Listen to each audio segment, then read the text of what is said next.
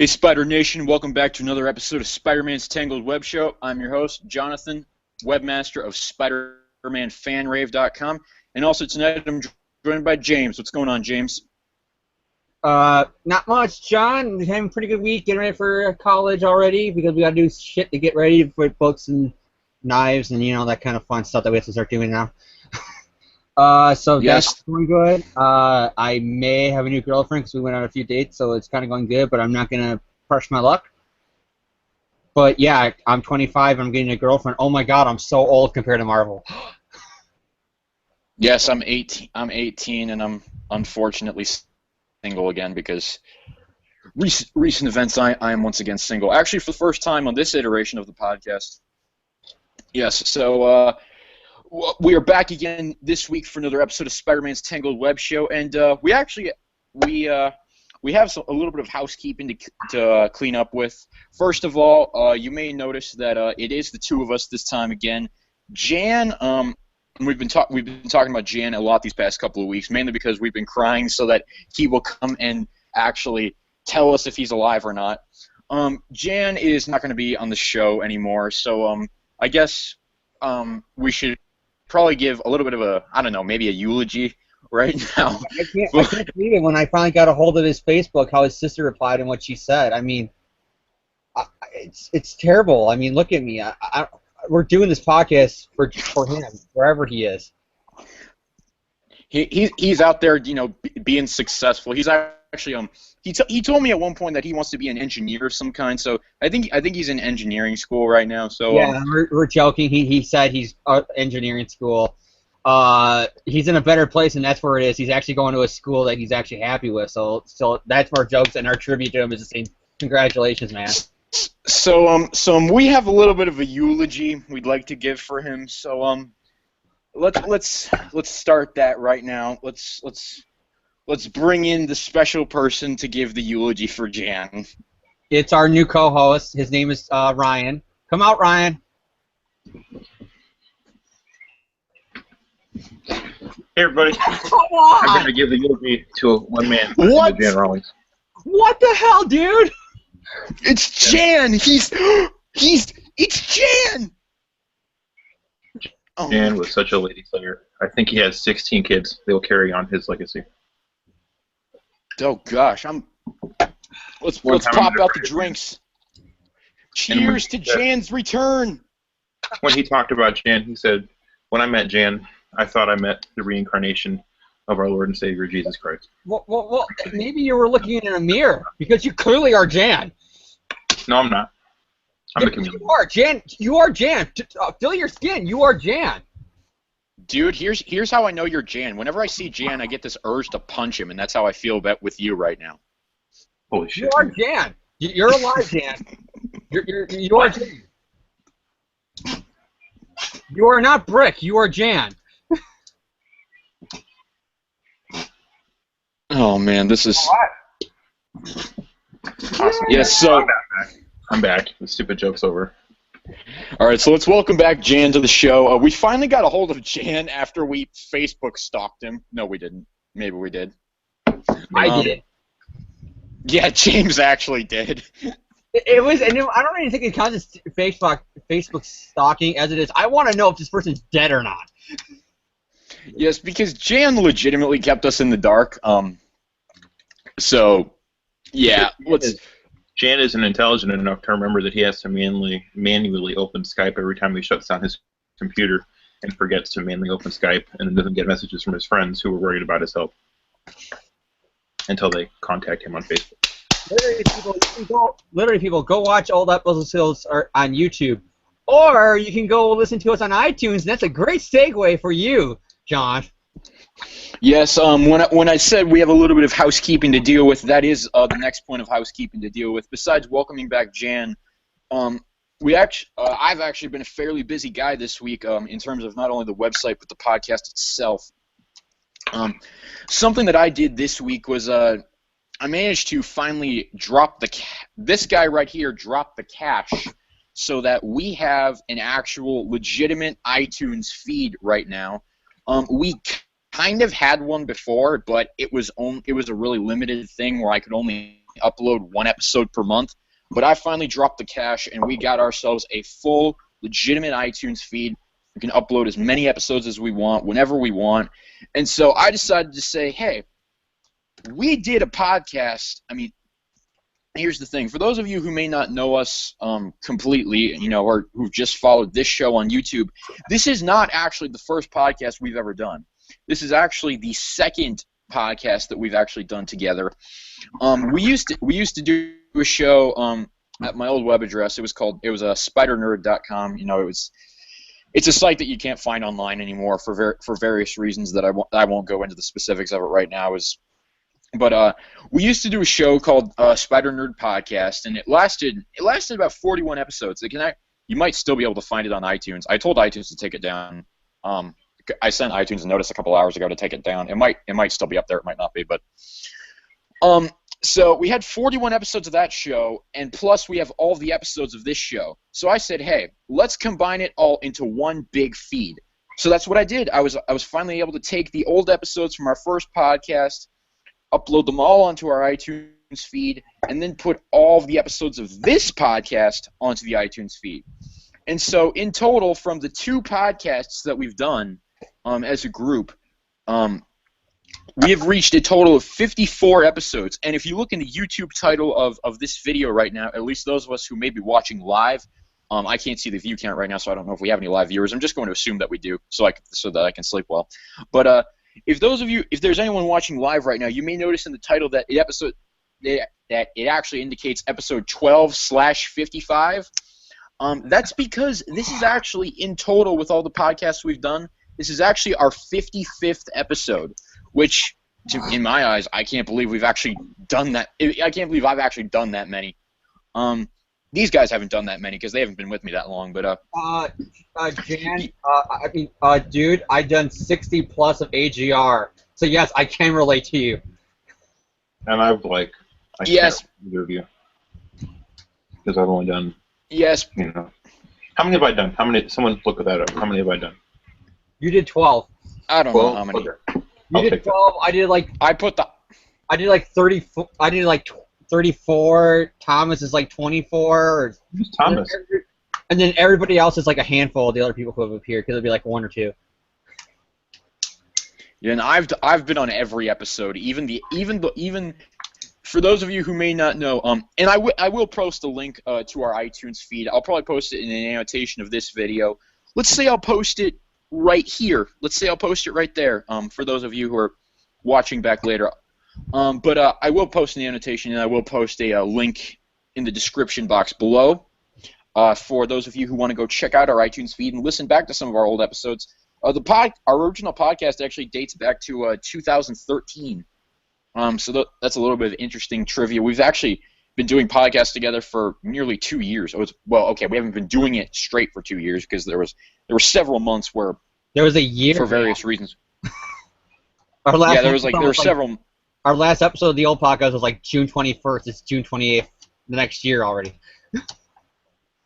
Yeah, but we've been doing this show since like January. But so that's pretty exciting. So for anyone who may be like listening back to this on iTunes, if that's maybe the way you listen to this podcast, and you're thinking to themselves, oh man, I already know that all the old episodes are here.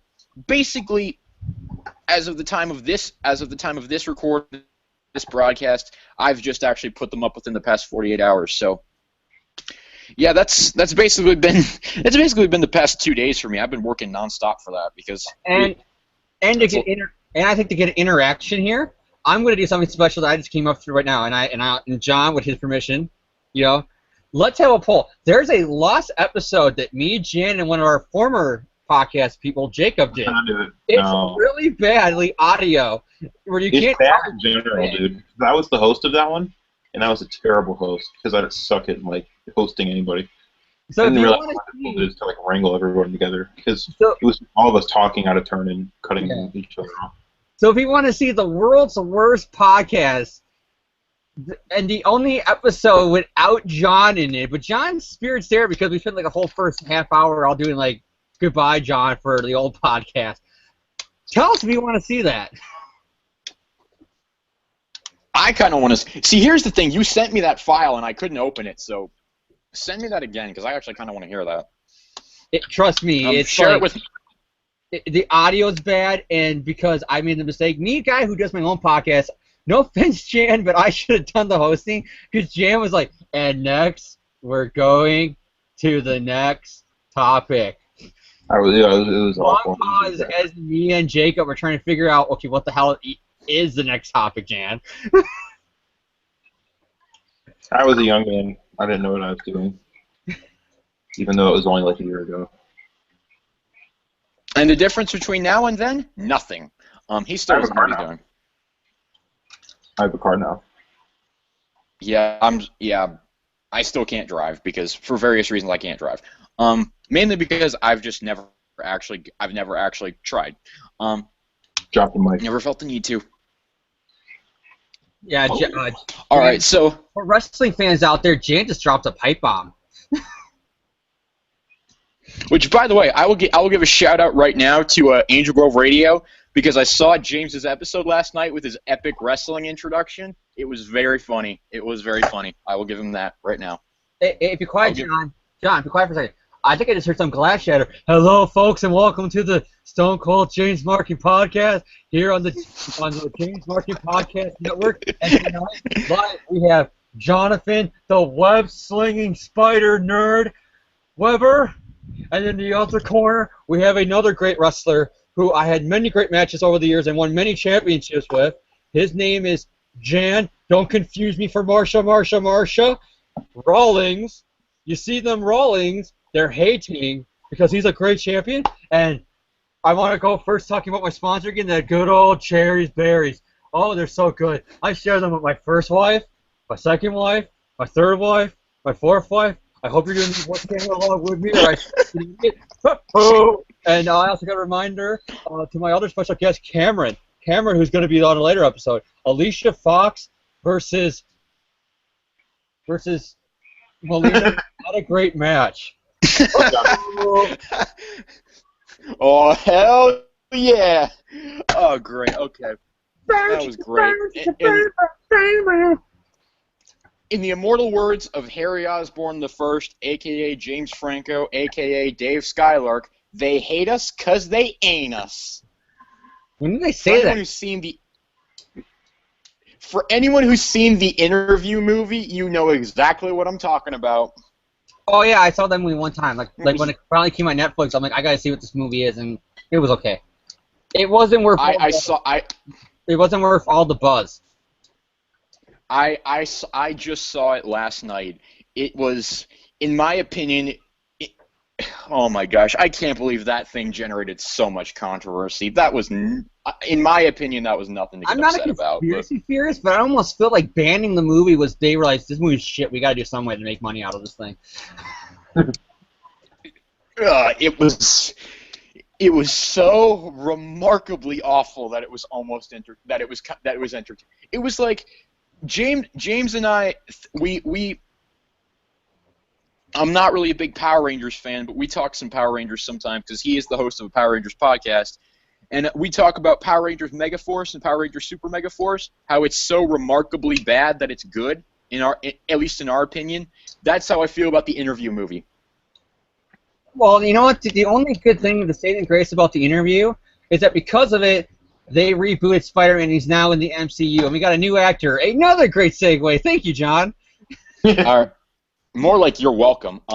Yes, that will segue us into the news topics. We do have a web shooting promotion. Boom. So we do have a pretty big news topic to handle today, and that is we have our Marvel Cinematic Universe Spider-Man actor and Spider-Man director officially announced by Marvel Studios and Sony Pictures. It was announced, I think it was Tuesday or Wednesday. So basically, we have Tom Holland, who is going to be portraying Peter Parker / Spider-Man. He is English. He is 19 years old. He's been in movies such as The Impossible, which I think I'm pretty sure that was a pretty well-received movie. I know one of our other co-hosts who is not with us tonight, Thomas Patterson, he and I actually discussed that movie at one point, and he actually said that he liked it quite a bit. So, and he enjoyed Holland's performance. So, good on that. Was this after Tom Holland had gotten casted, or was this before? Yes, it was after. It was actually less than 24 hours ago, actually. Oh. So I don't know what you just said there, but Tom Holland has been cast as Thomas. I actually don't know how Thomas is because he just he must have gone to bed or something before he answered that question. Who knows? Thomas, if you're out there, we miss you. Come back to the podcast. Back to the podcast, bro. Yeah, we got you back finally. We need you back. What the heck was I talking about? Oh, yes. Tom Holland has been cast as Peter Parker, and the Spider-Man solo film set for release on July 28th, 2017 will be directed by John Watts, who has actually not directed a feature film at the moment. His first feature film release will be Cop Car, which is coming out later this year. And I've looked up early screening reviews of it, film festival reviews of it. Reviews of it seem to be fairly positive. So we seem to have two accomplished filmmakers going to be helming our favorite character for the foreseeable future. Oh, excuse me, I just burped. I apologize for that. That was rude. Where are my manners? How many movies is Holland signed on for?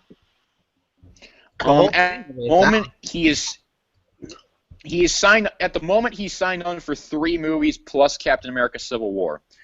So Jan, since you're our returnee, we're going to get your opinion first. What do you think of Tom Holland? What do you think of John Watts? What do you think of all this movie casting news? Well, I think I'm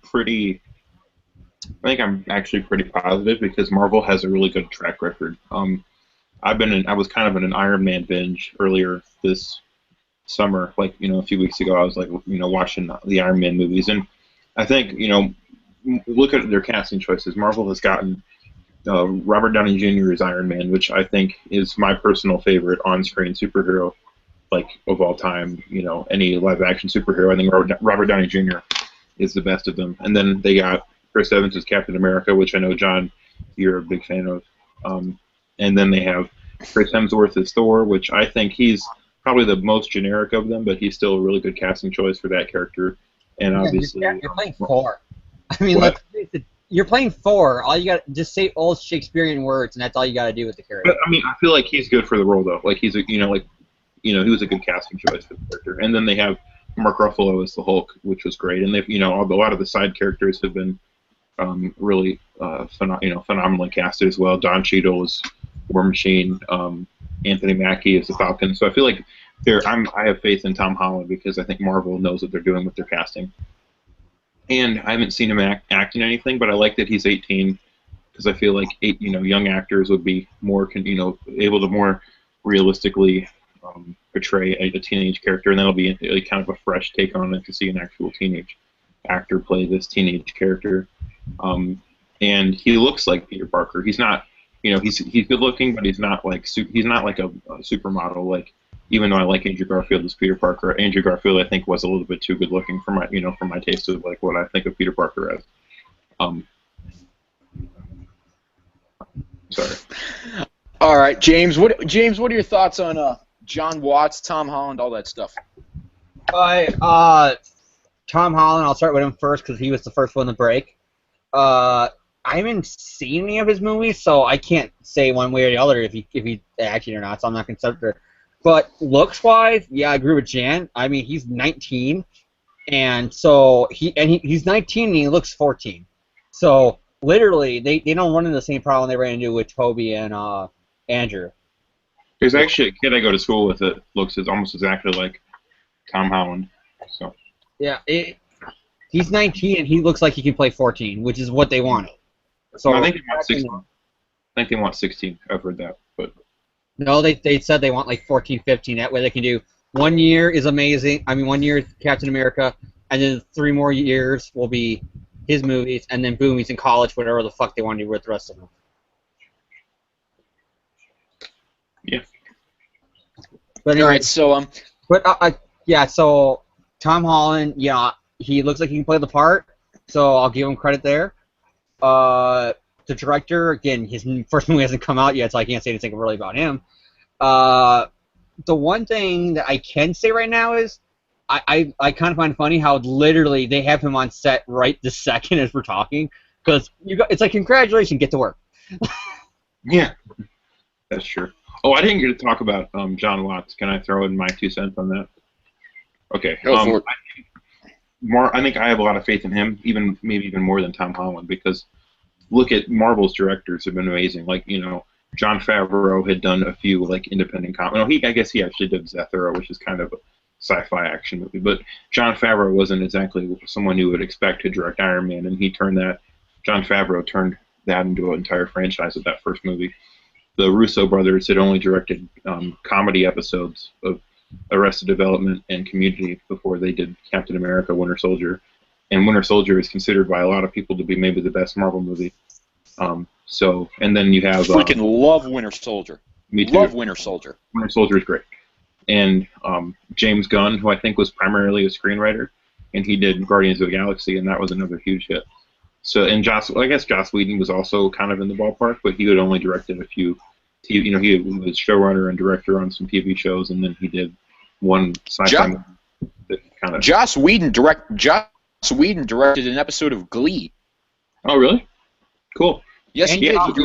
So Marvel gets people who are talented, and I think they get guys that are more like story-driven than like action-driven. So I feel like I think it's going to be good. I have faith in this. I'm a little bit nervous that it's rebooting so soon. I think it might be jarring for some audiences, but it's just I was kind of burned out on Spider-Man for a few months just because it was like my Spider-Man fandom thing. Like my excitement about Spider-Man was in such overdrive last year that I just burned myself out, and there wasn't really anything going on that was exciting me with the movies or the comic books. And now this is starting to get me a little bit excited about Spider-Man again. So I'm looking forward to it. I'm happy with the choices. So sorry, James, I cut you off. But I'm just gonna agree with you right now.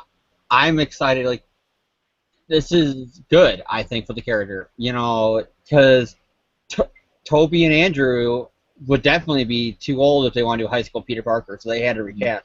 And I think they hit it out of the ballpark. I haven't seen the kid act. Once I finally see the movie or see a movie he's in, my opinion can always change. But from the looks, I can look at that kid and see that Peter Parker who's in Amazing Fantasy 15 with his head ducked down behind the wall while all the kids are pointing at him, calling him a wallflower. I can see that in this kid. So I'm looking forward to it. I think it'll be. This makes me excited for Civil War next year because I want to see, based on the cameo or what kind of role he plays. I think it'll give us kind of an idea of what tone we can expect from the Spider-Man. So yeah, I think it'll be more than a cameo. So many people are saying it's only going to be a cameo because they're filming right now. Movies don't film like, okay, scene 1, scene 2, scene 3. They film out of order, so they could just film all the non-Spider-Man stuff first. Yeah. And then have him still be. I'm not saying he's gonna be a big star of the movie. He's not. I think he'll probably be kind of like what. He's either gonna be two things. He'll either be like what the Vision was in Avengers: Age of Ultron, or he'll be like what Falcon was, where he just kind of showed up for a few scenes but wasn't like a major player. I think he'll be like Falcon in Avengers, not in Captain America. Well, no, that's what I think. I think that's what they're gonna do with him. Like, you'll probably get like a scene in the opening. Where, like, can you imagine, like, they start with a shot of New York, and then you're just like, okay, we're seeing a shot of New York, or whatever, it's a Captain America movie, okay, you do the dun-dun-dun-dun with, like, the Marvel music, everything, and then out of nowhere you hear, whoosh, and then you see web swinging through the sky, that's Spider-Man, and then he shows up, like, a half hour later, like, when they're all choosing sides on what side of the initiative they're on, and, like, it shows all the heroes teaming up, and then all of a sudden all these heroes are talking, and all of a sudden they get, like, in through the window, you just notice, they like all look at the window because I hear a noise, and then it's Spider-Man, and it's like, oh, I wasn't invited, and I didn't want to crash.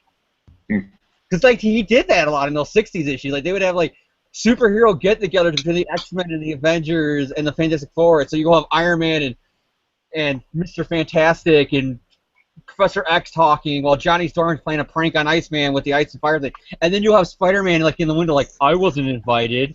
Yeah, it happened a lot. Yeah. Okay, so all right. I want to. John, you go first, and then I'll go. All right, so I just want to jump in with my thoughts here. First of all, they're not Mark Webb and Andrew Garfield, so they suck. No, I'm just kidding. I'm just kidding. That was a joke. To be honest with you, I have faith. I have faith in both of these two. Like, to be honest, I mean, I've never seen Tom Holland act. I obviously haven't seen Cop Car because it hasn't come out yet, so I haven't seen any of John Watts' work. Anything else, like TV or like commercials even, or is the Cop Car literally his first thing? In fact, I don't know. I'm sure he. I'm going to Google that right now. You keep talking.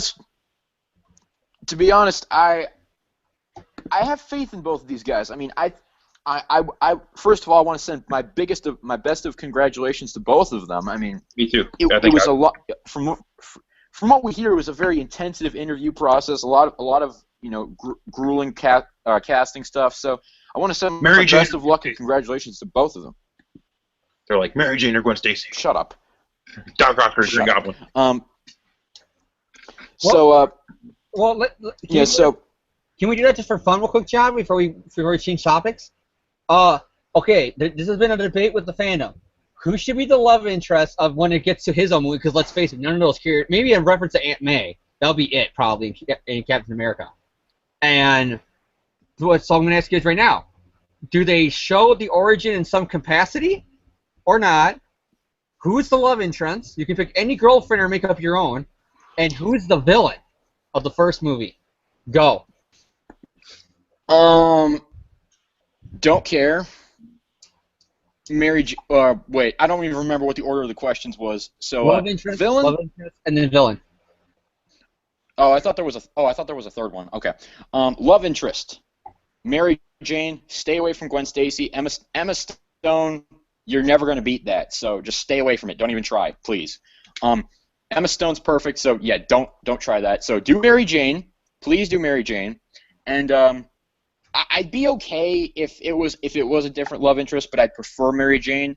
And villain, someone we haven't seen before. I don't care who it is. Just I don't want any more goblins for a while. I'd be okay if they introduced in my opinion, if they introduced Norman and sort of built him up, good. I don't want to see any goblins or Venoms in suit fighting Spider-Man right now. I would personally like to see Mysterio for the first movie, but that's the best of me. But let me just finish my point right here. I do have faith in both Tom Holland and John Watts. I want to wish them the best of congratulations, the best of luck. I hope they have fun with what they do on Spider-Man, and I'm going to give them, my faith. I'm sure that they'll give us a great Spider-Man movie. So, James. Yeah. Tackle your own questions, whatever they were. I've already forgotten at this point. Well, I didn't get Jan's answer, so let's go to Jan. Okay. Let's go to Jan. I'm going to answer the questions, and then because I can't shut my stupid face, I'm going to say a few things after. But okay, so love interest. I'm going to go. I'm going to say I think you should do like Liz Allen or something like that. I think Liz Allen would be interesting because that's one we've never seen before, and it would also really. I read a thing where Kevin Feige said that the tone of the movie is going to be they're really going for kind of a John Hughes. I don't know if you guys have heard of John Hughes. Yeah. But he directed The Breakfast Club and Ferris Bueller's Day Off, and he was kind of the quintessential teenage movie director during the 80s. And he did the Home Alones. That's a movie John might know him from. He did Home Alone. Yeah, I think he wrote. Did he direct him? He might have. No. Christopher Columbus directed them. He wrote them. No, I've seen Ferris Bueller's Day Off, so I know what you're talking about. Yeah, so they're going for that kind of tone, like a very teen comedy, teen drama type tone with superhero stuff added in. So I'm thinking we'll probably the best thing from Ferris Bueller's Day Off. The miles aren't coming off. I put the car in reverse, but the miles aren't coming off, man. What's going on? I like the love that. I like when he's like Bueller, because my teachers always say that when no one answers. Anyway, so I think you should go with Liz Allen since they're going for a teen drama. I would like to see Flash Thompson play a major part since he's basically just been a glorified cameo in the previous two Spider-Man franchises. So I think making him the major character that he is supposed to be would be a good idea. And I want to see Liz Allen as a love interest or someone, Liz Allen or Betty Brant or one of the early comic book love interests. And I think Mary Jane and Gwen Stacy should be off limits for the first movie, maybe as supporting characters, but not as the main love interest. And I think the villain should be anyone that hasn't been done yet. I think maybe like Chameleon or Mysterio or even the Vulture, or, would work. Mysterio. I think Mysterio is the one I want the most, but even the Scorpion would be pretty cool. I like the Scorpion a lot. So for me, I'm going to say either Mysterio or the Scorpion is the villain. I see Scorpion be more of a sequel because you set up Jonah, and then the sequel being, I had enough of this guy. Let's create the Scorpion. Yeah, and the Scorpion is a cool visual because he's like the evil Spider-Man in a lot of ways. He has the same powers. So, and then Mysterio, you could just do all the insane. I've been playing Batman Arkham Knight, and I love this is in general. I love like insane, like trippy hallucinations in movies and comics. I think that's a cool idea because it helps you like examine the characters' minds. So I think doing like some really cool visuals with Mysterio is a must. Okay, I guess I'll tackle my opinion about it a little bit. And for Origin, yes, but I'll explain why. And I'm not saying the whole movie should be like an hour and a half origin story or even a half-hour origin story. I'll explain why when we get to villains. Number 2, I think the love interest should be Mary Jane because you just got, for the main reason of Gwen, it's going to be Gwen or MJ, I think, unless Marvel really, really pushes for Carly.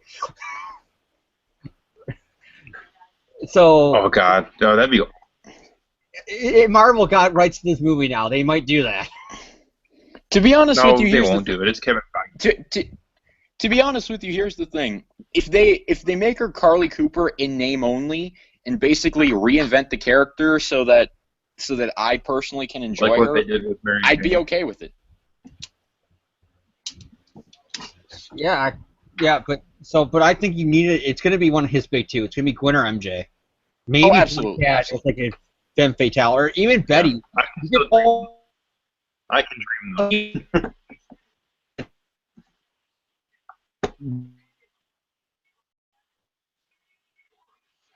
Uh-oh. You guys there? Did James freeze? Uh-oh, James froze. Yep. Oh, well, so I guess James, did Mr. Freeze attack you? Oh, crap.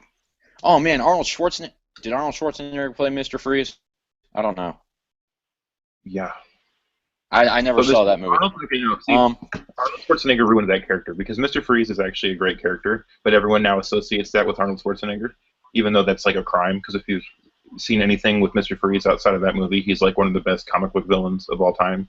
But Arnold Schwarzenegger had to come in and like ruin that character. Sorry, that was my Batman rant. So yeah, now that we're back on Spider-Man's Tangled WebShow, I guess we're talking about the character. Since James is frozen, we really don't have we really don't have any other news to tackle this week because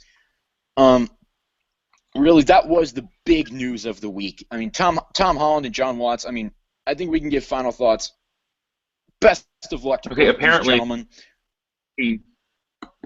He's directed a movie called Clown.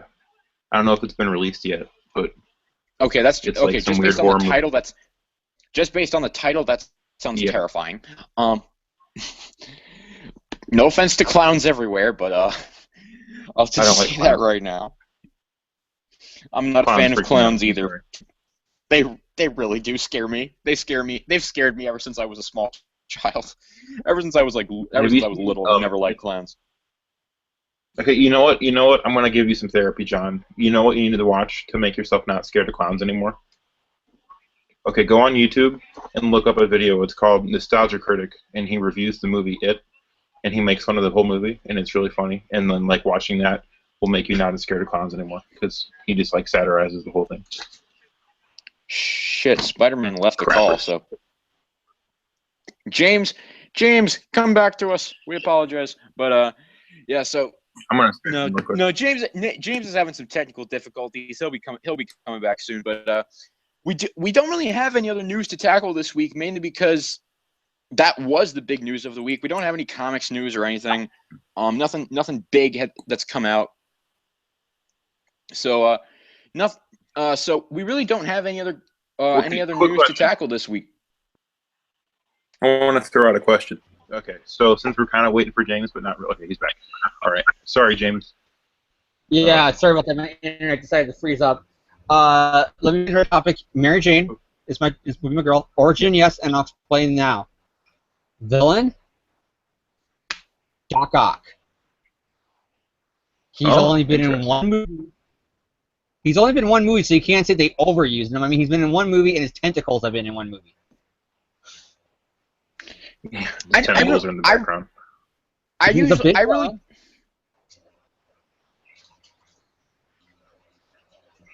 Okay. Go on, John. Oh, sorry. I was just gonna say, like, when you say like complaining about overusing him, I mean, I don't think you're directing that at either of us. I just wanted to clarify my opinion.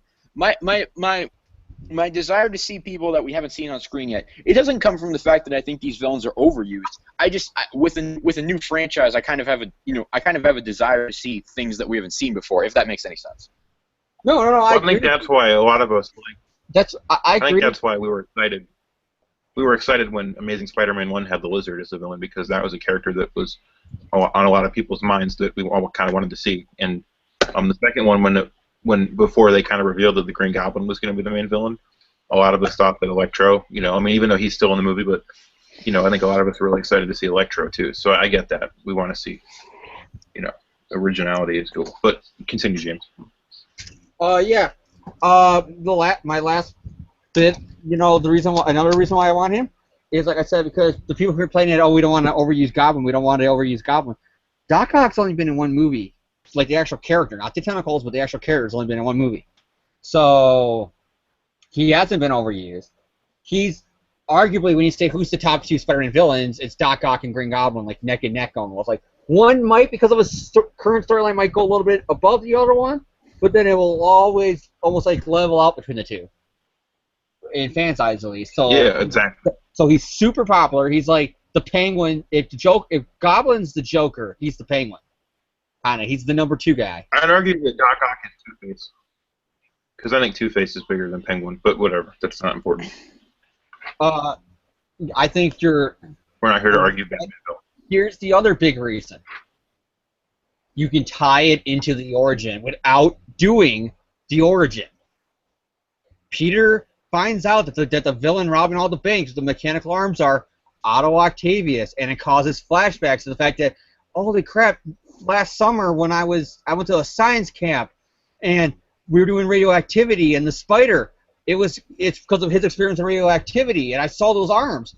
It was in his lab where a spider accidentally got mutated and it bit me. And then you see the scene, the spider coming down the arm biting him. And then you see then, because of him getting these memories, then you get a quick flash of, him showing off his powers, irresponsibly. Then you hear like a gunshot bang, and then him coming home and hearing from the cop or Aunt May, your uncle's dead, him freaking out, him going after the killer, grabbing him and then saying, you! And then it's the same guy, and then him saying, all this and Uncle Ben, power and responsibility, or whatever. Yeah. You can do that origin error. 5-minute sequence, a flashback, in, out, done. So you could do like Spider-Man Season 1, or not Season 1, Spider-Man Chapter 1, but good. Yeah, just do it that way. Just do it. This ain't the first thing they do that, though, to tie Doc Ock into Spider-Man's past. I mean, Spider-Man 2 kind of, not really, but it was, I know about Dr. Octavius. Oh, and he's working with Harry. What a coincidence. And then you also had the animated series where he used Ultimate Spider-Man 2. Octavius, Uncle Ben took me to a science camp with him. He's brilliant. Why is he doing this now? And Ultimate Spider-Man 2 did that, so. All right, so I think it's time for us to move off of the movie talk, and we don't really have any other news this week, as I've said multiple times throughout this podcast now. So we're going to move off of the movie talk and on to let's move on to a way less interesting topic. And I think I should work for Jurassic World, because I too designed my own T-Rex. I call it the clusterfuck, really badly made Tyrannosaurus Rex. See, I genetically altered my own T-Rex thanks to Zord Build reports. And it's more realistic than the actual one from the movie. Oh, leave Jurassic World alone. It was a good movie. Didn't see it, so don't really care. Let's move on to our little review section for this week. And James and I have actually been planning this for about 2 months now. For whatever reason, we planned to do this about 2 months ago, but we never did. I don't even remember why we didn't. But it's a bad story. You wanted to do Civil War, the build up to the Spider-Man Civil War news. Oh yeah. We did Civil War, didn't we? Man, that feels like a lifetime ago. You threw me a Well, it wasn't. curveball because I just Um, read Sins Past, and I'm like, okay, I'm getting ready for it. And you said, yeah, we're doing Civil War. Okay, I gotta go pull up my Civil War. Yes, so we are going to be talking about Sins Past tonight. We're going to be talking about one of the most controversial Spider-Man storylines of all time. Arguably, probably second before only. we even... But do you think this is more controversial than Superior? I'd say One More Day is obviously the most controversial, and then I'd say it's a tie between this and Superior. I don't know. It was the big controversy before those other two. Yeah. But I think those have like kind of eclipsed it recently, but people still don't like talk about it. Like James, who actually before we were recording, he was talking about how he was angry that his father had taken the last beer from their fridge because he wanted to drink his sorrows away while talking about this story because it's so painful for him. Yeah, so without making James sound like an alcoholic, James, are you Tony Stark? I just said that this issue's depressing. I need a drink, and John makes it sound like James makes it sound like I remember one time where I saw a penguin at the zoo, and I told the penguin to go blah blah blah. All right, so $5. Sins Past, giving a little background and tactical information on Sins Past.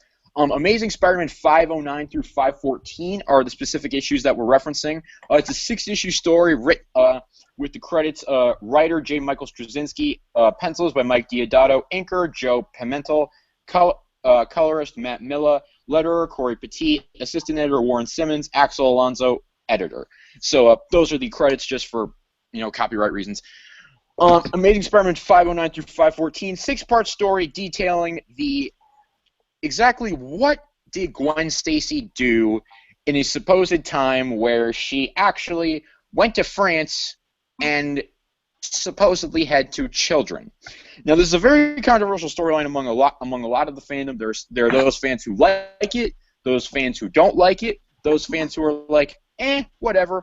And so before we even start delving into the story itself, I want to go around and just get everyone's general opinions on Sins Past.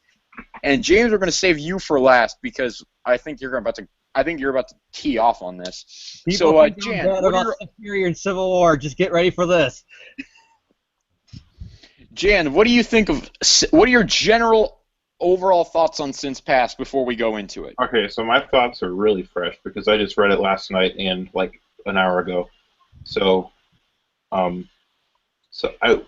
James was talking to me on Skype about how horrible he thought it was, and I've heard all these people that have read it that have told me how bad it was. So I was like preparing for the worst, arming up with my shield and like everything, like preparing for a horrible story. And you know what? Honestly, I did not hate it as much as I thought I would. I thought it was just kind of boring, and it was more of who the hell thought this was a good idea for a Spider-Man story more than any kind of real anger.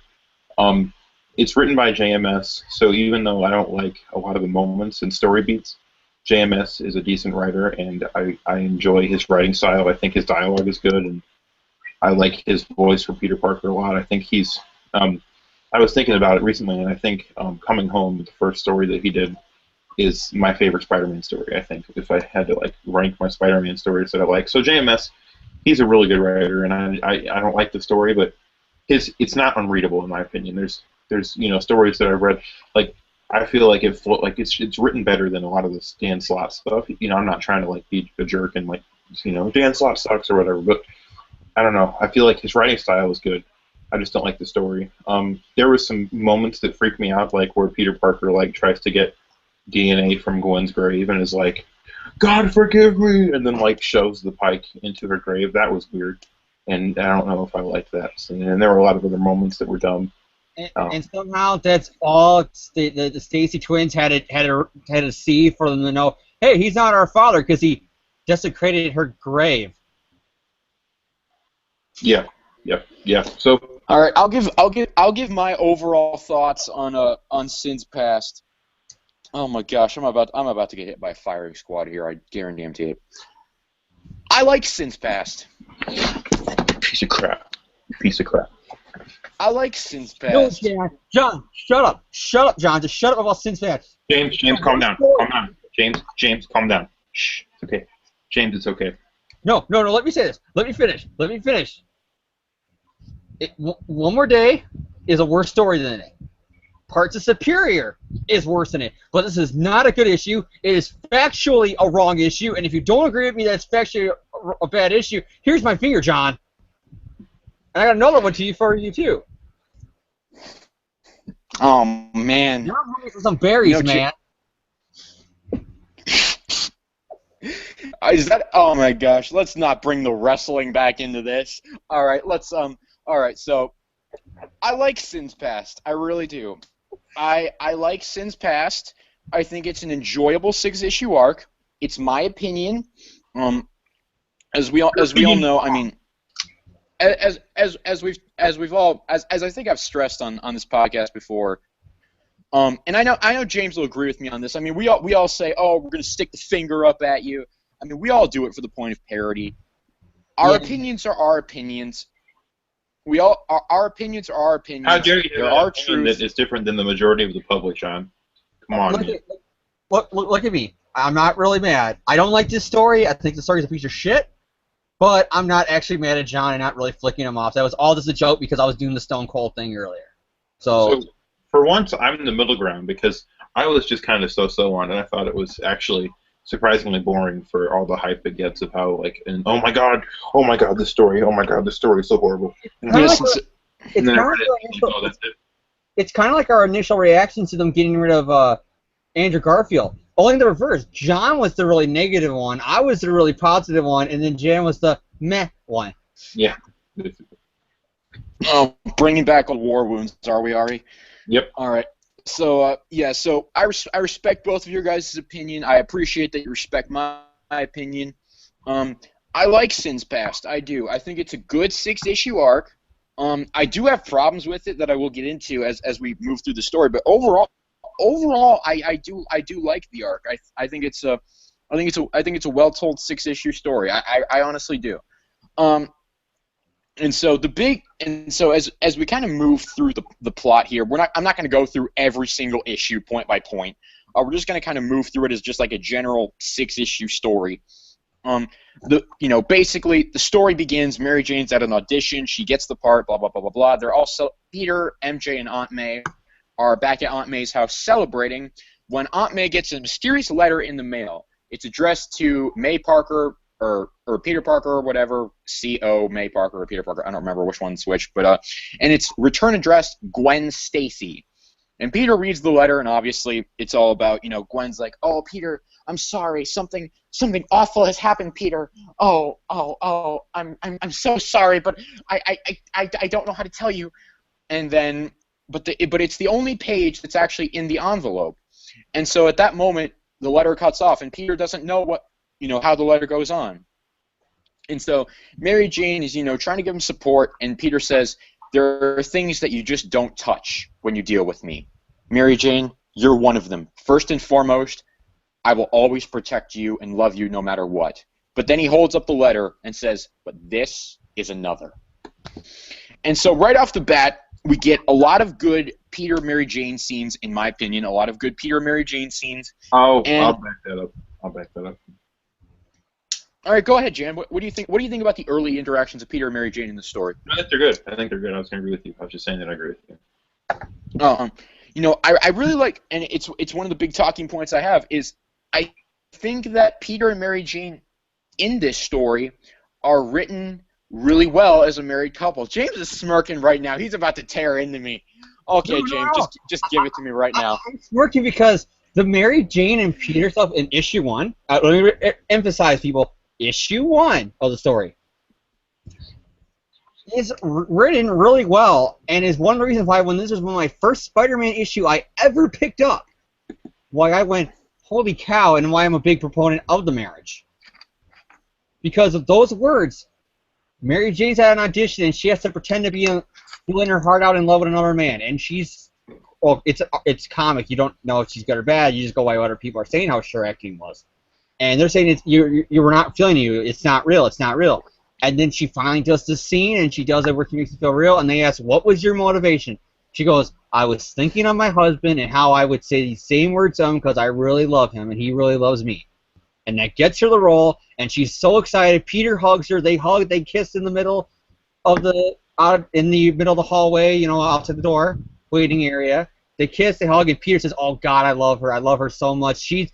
She's my inspiration, and I'm hers. We love each other so much." This is actually, oh my God, this is a well-written character. When I one day meet the love of my life and my soulmate and my Mrs. Markin, this is what I want. And then the letter comes in and fucks us all up. and James, Gwen and Peter love story. James, let's get your. I think one of the big problems that you've communicated to me that you have with this story is that it makes Mary Jane seem like a consolation prize. I would like you to talk a little bit about that. Detail some of your thoughts on that. It's just because, granted, I never had an ex-girlfriend who died, and now we broke up that died. I never went for this, and if somebody has gone for this, a wife or a girlfriend who have died, and you say, well, you are like that, I apologize right off the hand, but I'm just saying from my personal opinion, I haven't ever seen that. Where, yeah, you still love a person, you still care about them, and they died, and you never really got that closure with them, but at the same time, this is his wife. This is the woman who he loves. And he kind of treats her. He even says at one point in this arc, one reason why I married her because other women would get so jealous and break up with me after this. No, she stays with me. She loves me.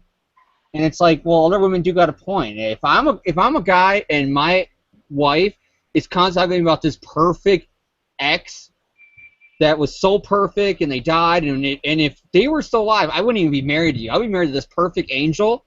I would have walked out too. Yeah. And that's how I feel about it, especially in these issues, because Peter, I get it. You want to investigate the death of Gwen and what's the mystery of this. Maybe it's a clone. Maybe it's Norman just toying with him. You want to investigate this, but don't throw Mary Jane to the side and make it feel like she doesn't matter. That she's your consolation prize. That if Gwen's so perfect, if she was still alive, she would be my wife. There was a story in the 80s with a Gwen clone where Mary Jane, because they just got married, even brought it up. It was like the annual spectacular at that year. She brought it up, but the Gwen clone, did you ever think about getting with her after everything happened? And Peter outright says, I'm no longer in love with Gwen. Mary Jane, I love you. You don't get this here, really. You get, yeah, I love you, Mary Jane, but I also love Gwen, and nobody messes with Gwen on me. My Gwen. And see, and here's my personal rebuttal against that. I mean, it's just my opinion. It's how I interpreted the comic. I didn't really think like he was pushing Mary Jane to the side. To me, it read more like, because we have to remember, Gwen and Mary Jane were friends. Okay, depending on the issue, back in the Stan Lee run, but Gwen and Mary Jane, the wild card.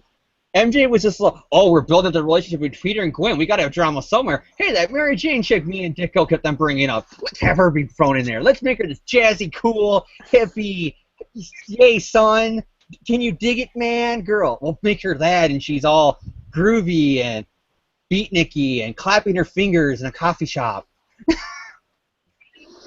I mean, Gwen and Mary Jane did have some positive interactions, while Gwen was alive. And so, and it's been stated several times, Mary Jane has fond memories of Gwen. And so, and she respects that Peter and Gwen were something special. But it never really feels to me, in this story at least, that he's pushing Mary Jane to the side, because I mean he does go out of his way to say at multiple points throughout the story that he does love Mary Jane. He loves Mary. I mean that scene for me, that scene where he holds up the letter and says, this is another. Right before that, he says, I will do anything I will do anything and everything in my power to protect you.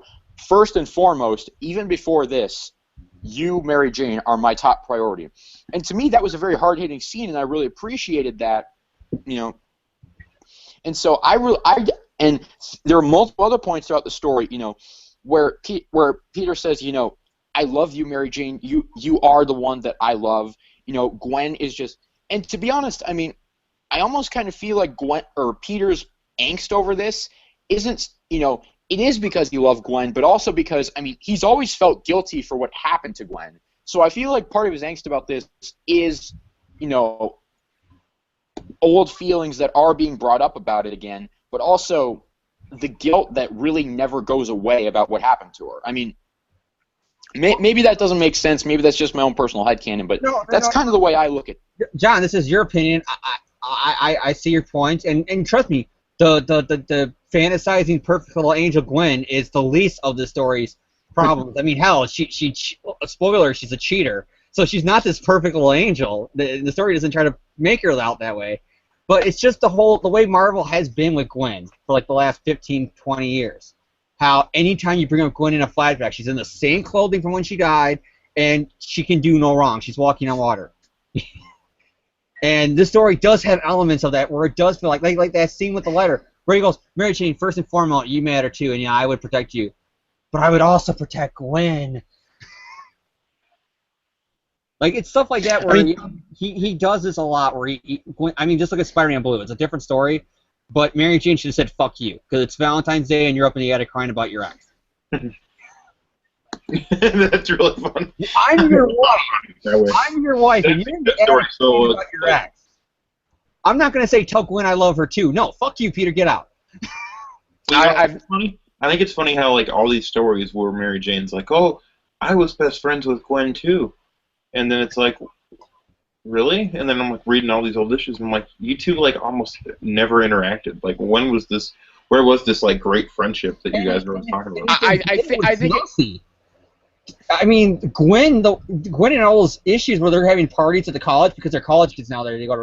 Peter can go to parties now. It's college. He's in the college life. I can relate. You know, I can relate to the Ramita era. I can't relate to no more. But after that, you know, there's issues where Gwen can be the equivalent of the girl who's getting really drunk at the party. It's not. She's just dancing and having a good time, but, you know, it'll be the equivalent of the girl who's having a little bit too much fun. And they outright say she's doing it because she's jealous of Mary Jane, and she doesn't want Mary Jane to upstage her at her own party. Mm-hmm. I mean, let's look at I'm thinking back to a specific example right now. Amazing Spider-Man number 47, where they have, you know, the going away party for Flash Thompson, and Kraven crashes it. You know, right before then, Gwen's trying to, you know, prove that she's even better than Mary Jane by dancing around and stuff. But there were times. That's my point. That exact issue. But then there also were points where they were friends with each other. I will point exactly 2 issues later, Amazing Spider-Man number 49, where they both show up to Peter and Harry's apartment when they think Peter is sick. They both show up as, you know, as friends. You know, chase the blues away with Gwen and MJ. You know, they both show up kind of as friends. So I'm not saying that it was completely one way or the other. As I pointed out before, it's actually kind of almost like issue by issue it was different. Yeah, but they make it out in some of these flashbacks when she says that, like in like that one annual in the 90s. I remember going, like, they make it almost like they were Peter and like the female Peter and Harry, where we were best friends and roommates, and that never happened. I think that's what Jan's talking about, where they were like, oh, we're so close, we're sisters. They were friends, but they weren't like sisters, BFFs. Yeah.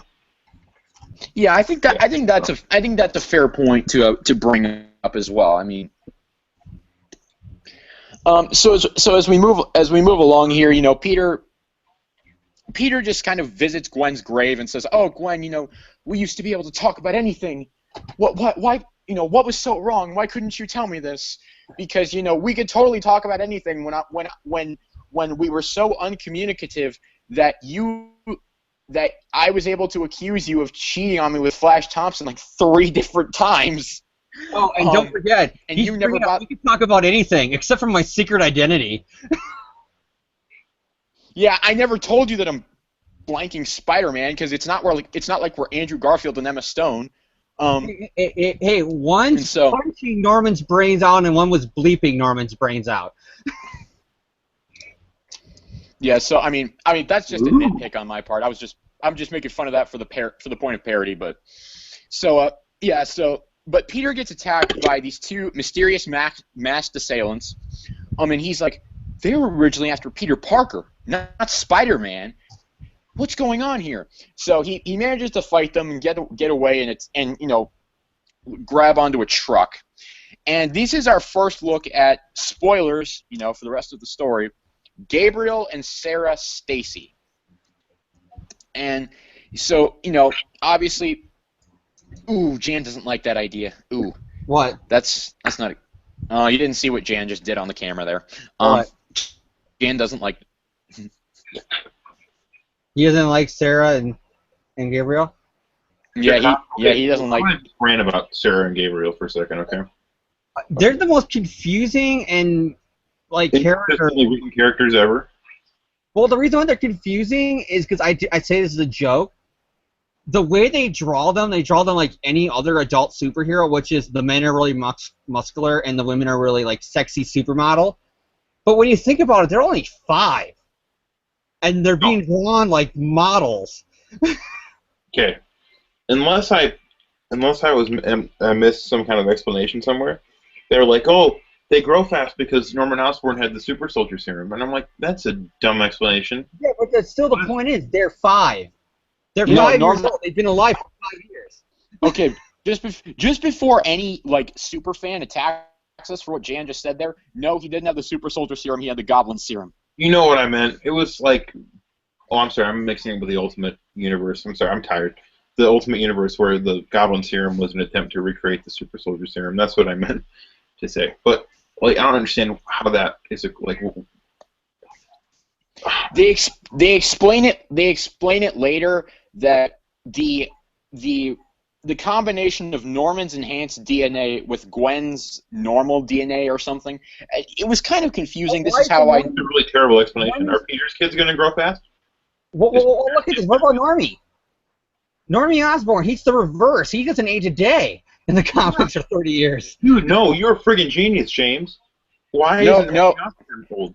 Because here's the reason why. Harry did not take the Goblin serum until years after he had Normie. He didn't have the Goblin serum in 136 and 1. What about not Stephen Stanley? Stanley should be 10 now. Well, we haven't even seen Harry in 5 years or Stanley, so we don't know. Maybe he is 10.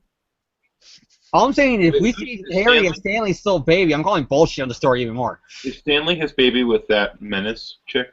All I know is it gets growth, especially in the storyline after this, the spectacular one that happened months later, Sins Remembered, where they got covers of Sarah making out with Peter, and it's just like she's 5.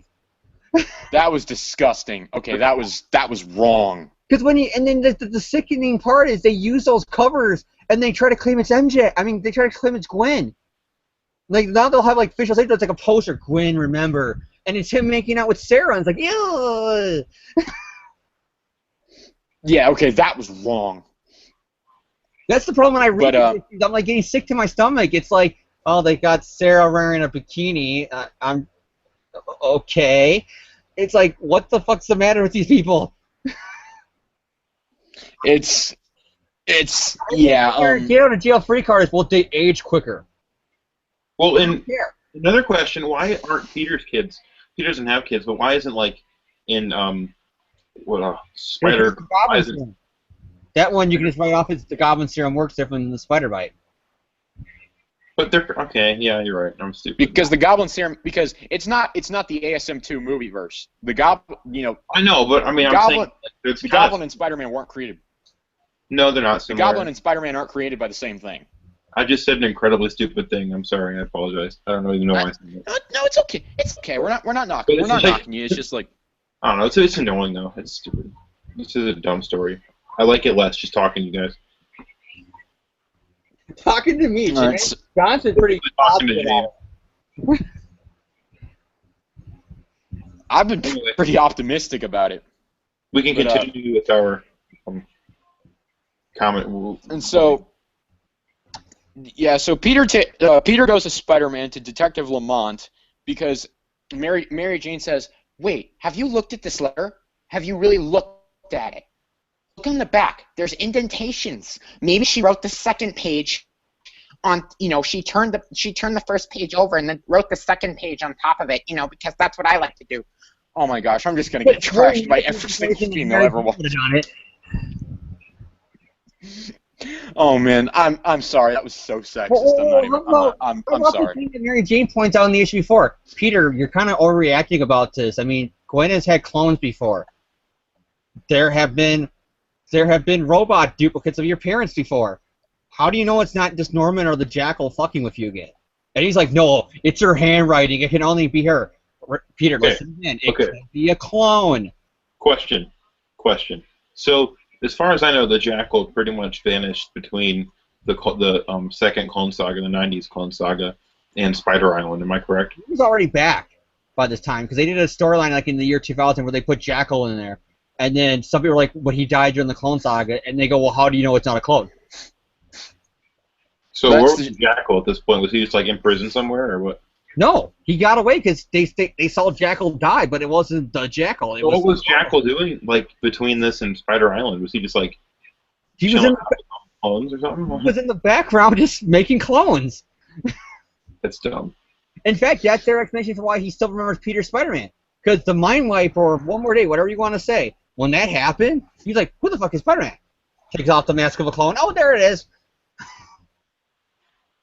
Oh my gosh. So he says, oh, Peter, every time you try to make people forget, all I got to do is clone a new one of you to remember. He actually says that in a dialogue. Explain it. And so Peter takes the letter to Detective Lamont because he wants to make sure that the paper is not damaged, and he wants to make sure that a specific forensics lab with special scientists pick up exactly what's on his family. What's on the back of that paper. Yeah, we're not even going to touch that because that doesn't help my argument. No, I'm just kidding. But yeah. So he goes a little bit out of character. Family, if you reveal the secret identity with this. He takes it. And in fact, just to interrupt you for a second, John. Remember, he says, if one strand of webbing is missing, I'll kill you and your family. And one strand, but he doesn't do that, and they do end up taking one strand of the webbing. Give me a complete chemical analysis, just for that stuff. I wonder if he noticed that a strand of the webbing was gone. Plot hole. We never saw that. We never saw that result. He's bluffing. He probably realized, okay, most of it is still there. Just one strand missing. He goes, oh, what the worst they're gonna find out is the webbing is Spider. Did he have the organic web shooters by this point? Yes. Because around this time is when disassemble was going on when he got the organics. Oh man, that's. Oh. Well, in fact, while this issue is happening, he's getting them in Spectacular. Yeah, so it depends on what story takes place before what, but so yeah, the forensics lab brings it back, and it's revealed at the end of the issue. Peter, I'm sorry, I had 2 children, Gabriel and Sarah, because for whatever reason, even though you're ashamed of these children, you still named them. Well, because they're her whatever. Kids. Okay, I'll defend the story there. It is still her children. It's not like, oh, get away from me. She oh no. She didn't have an abortion. She didn't put them up for adoption. She kept them. Oh no, I'm not making fun of the story for that. I'm just like for the point of parody and stuff. But Peter starts angsting over, oh my gosh, these couldn't be my kids, but whose kids could they be, and could they really be Gwen's kids? And so James, what is Peter? If I can interrupt for a second, Quesada, man, that was a Quesada line too that JMS said. That Quesada vetoed underage, not underage, but you know what I mean, like unmarried. Unmarried, yeah. Peter didn't have it, even though things Brandon Day didn't have it all over the place. But Brandon Day and on up, fuck now because this is a different boy. But then during Sin's Past, he even vetoed a reference to Peter even thinking there's a possibility of him being a kid because Quesada was all like, nope, Peter didn't have sex until that night he married MJ, even though there were stories before that kind of pointed to the opposite, but no, they just snuggled. Even though, the end of Spider-Man Blue implies that they had sex after, Peter and Gwen. Well, that's not even canon, though. That's non-canon. Was it canon when they wrote it? No, it never was canon. Because it's an interpretation of what happened. Okay, never mind. And of course, that is actually one of the points I wrote down in my notes here on my iPhone. Cheap plug to Apple there, but that is so. I mean, that is such BS. It's like Peter and Gwen never had sex. Don't even try to tell me that. Well, it's Come canon. on. You can't get out of it. He said I never slept with her. That's why I'm not the parent. That's why I'm not the father. Don't even. It's even like a try. Maury show of defense. Why do you think you're not told her? I never slept with Gwen. Boo! It's like the Maury show. It's like, don't even try to give me that. I'm sorry. It's okay. That's the point I gotta bring up. Okay, I'm a guy. Gwen is drawn she's a superhero girlfriend. You know, she's not an ugly woman. She is drawn pretty cute. You know, bet she knows Romita era. Romita drew some goddamn beautiful women. Peter's a guy. And they're dating. There's no way. He's in a healthy relationship with her, right? They dated for years. There's no way you can say that they didn't do more than kissing. I'm sorry. Yeah, there's as males who identify themselves as pigs. Yeah, we can all say that that's kind of BS. Hell, the Clone Saga kind of, I guess in canon, the Clone Saga now is when he lost it because he never did it with Gwen. The original 70s Clone Saga, that issue that ended with MJ. What are you supposed to think happened in that room? Okay, guys, think about what this sounds like right now. All right, today. Yeah, what are we even debating right now? Spider-Man podcast. We talk about Spider-Man. Blank Casada for this, guys. You think I want to talk about when did Spider-Man do it? I don't. I mean, it's disgusting to kind of talk about a fictional character this way, not in the old Thomas way of talking about it, but it's still disgusting. Really? Oh my gosh! I just want to say that this is one of really, my. James? If I'm being seductive, seductive. Yeah, I can't say the word. Subjective. If my opinion, that's one of my cons, and I have to mention one of my cons. Is that bullshit? That line. Yeah. No. I was face palming over something else you said. He knows exactly what I was face palming about. I'm trying to underplay it, John. And if you want to know what we're talking about, go watch the podcast on iTunes. Yeah, go listen to the podcast on iTunes. You'll learn exactly what he was just talking about there. The episode that almost made me quit the podcast before I even joined. Yeah, that was before James was even on the podcast. That was when I was a listener. I downloaded the episode because I figured, okay, I better listen to this podcast since I just said I'll join it, to get a feel for what these guys are like, and that way I'm not just jumping in. I'm like, I don't know nothing. I'll jump into where they left off. Oh, their most recent episode 14. I get to that line. I'm not going to say what it was, but it's just that line, and I was like, what the hell did I just get myself into? Look, Jan even had to walk away because of it. Oh, I'm just doing something. But anyways, John, go on with your review. He says, who could they be? After that bullshit Quesada thing. Joe Quesada said something stupid? Well, remember, he said in an interview, Ronald Mick came out, the only, mandate that he ever gave the Spider-Man offices of stuff that they had to do was Jonah has to stop smoking because I'm anti-smoking. That was the only thing I said. Well, clearly it wasn't when you hear all these stories about JMS and Since Past. How they kept on vetoing everything with the story. Yep.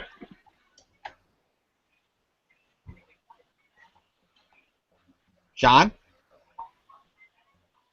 Did we lose John? No, I apologize. I apologize. I'm back. I apologize. My iPad froze. I apologize for that.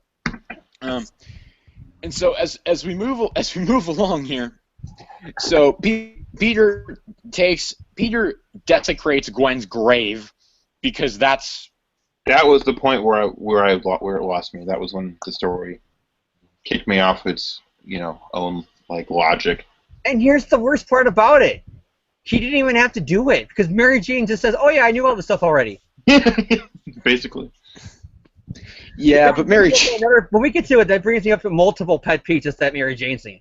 That's like the Mary Jane scene is like the 616 universe's equivalent to the Butler scene from Spider-Man 3. It's the equivalent of South Park Simpsons did it. When Butters comes up with this great plan, and then every time he comes up with it, he hears Simpsons already did it. That's the equivalent. What happened here? Peter decimated a grave for no fucking reason whatsoever because his wife already knew. And so, but there is actually an interesting scene between Sarah and Peter while he's trying to, analyze, is Gwen really the mother of these children and all that stuff. And there's an interesting scene because Gabriel at this point has made it clear that he's going to destroy everyone around Peter Parker and then destroy Peter Parker. He wants to make Peter Parker suffer. And Sarah's just like, I don't want to do that. I just want to get it over with because it's something I'll bring up and it will become even more evident as we move along here. Gwen in her. Basically, Sarah has more Gwen in her because her whole "I want to get revenge for my mother's death" can be taken what Gwen felt after, Captain Stacy died. The whole "I hate Spider-Man because he killed my father." So Sarah basically got all Gwen's good qualities, and good or bad, whatever way you want to take this, Gabriel got all of Norman's good qualities. Yeah, quote unquote good qualities that Norman had, but so yeah, that is something I like though. I really like that it's pretty much almost a dichotomy where Gabriel is Norman and Sarah is Gwen. I mean, we can talk a little bit about that. I really actually kind of like that between the two of them, and I haven't really given my thoughts on the Stacy twins yet, and I guess I will. And Marvel kind of like Civil War kind of blackballed the storyline for years. Like, don't mention it. We don't want you to retcon it because that's mentioning it, but don't mention it. And it's pretty bad, especially during Dark Reign. Because imagine, or even a plot line where you could do where Norman dies, and then all of a sudden you got Harry and Gabriel fighting over Oscorp. I mean, there's a lot of great storyline potential with Gabriel. He could be the son Norman. Harry could be literally in the new book when Harry came back. I was waiting for this with him and Gabriel, because Gabriel could be taken as the son Norman always wanted. He's my heir. He's the future of Oscorp. Not Harry. And they just don't touch it because it's like, don't mention it. It's like the Clone Saga. Don't mention it. Don't mention it. But they mention the Clone Saga a lot because the Jackal's still around. Well, they don't now because it's 20 years later. It's 20 years later. The nostalgia factor of the Clone Saga kicked in. Yeah, fair enough. And Since Past is probably not going to get 20 years later a podcast dedicated to that arc. We're doing an episode. That's it. What was the last time the two, the Gabriel and whatever the other one is called, Sarah? I think, yeah, Sarah. What was the last time those two popped up? American Son during Brand New Day. That was the only time they brought up Gabriel. And that was more just Harry went after him. It could have been anybody. It could have been anybody. It's just Norman went after him. And then the only other kind of element they kept from it is that it gave you a reason to believe that Lily was pregnant with Norman's kid. Because it's like, well, is it Harry or is it Norman's? And like the biggest point that it's Norman is, well, he screwed Gwen. Who's to say he doesn't just have a thing for blondes? And that's since past to Harry, pretty much. And then it's just like, I mean, to be honest, I don't mind the idea of the Stacy twins. I don't really mind it. The idea of, I mean, we'll move into this later, but I like the characters that they were given. I like that Gabriel is almost kind of set up as the son that Norman always wanted. I mean, he could have been, but I like that Gabriel becomes a goblin later in this. I like Sarah's overall personality. I don't really have anything bad to say about the two Stacy twin characters. If written well, they could have been done well. Because, like you said, you do got that. And the best of Gwen is in Sarah, and the best of Norman is in Gabriel. So you kind of got the whole good versus evil thing going on just between the twins. And that brings an interesting dynamic and an interesting dichotomy between them. And so I think from a storytelling standpoint, JMS did that very well.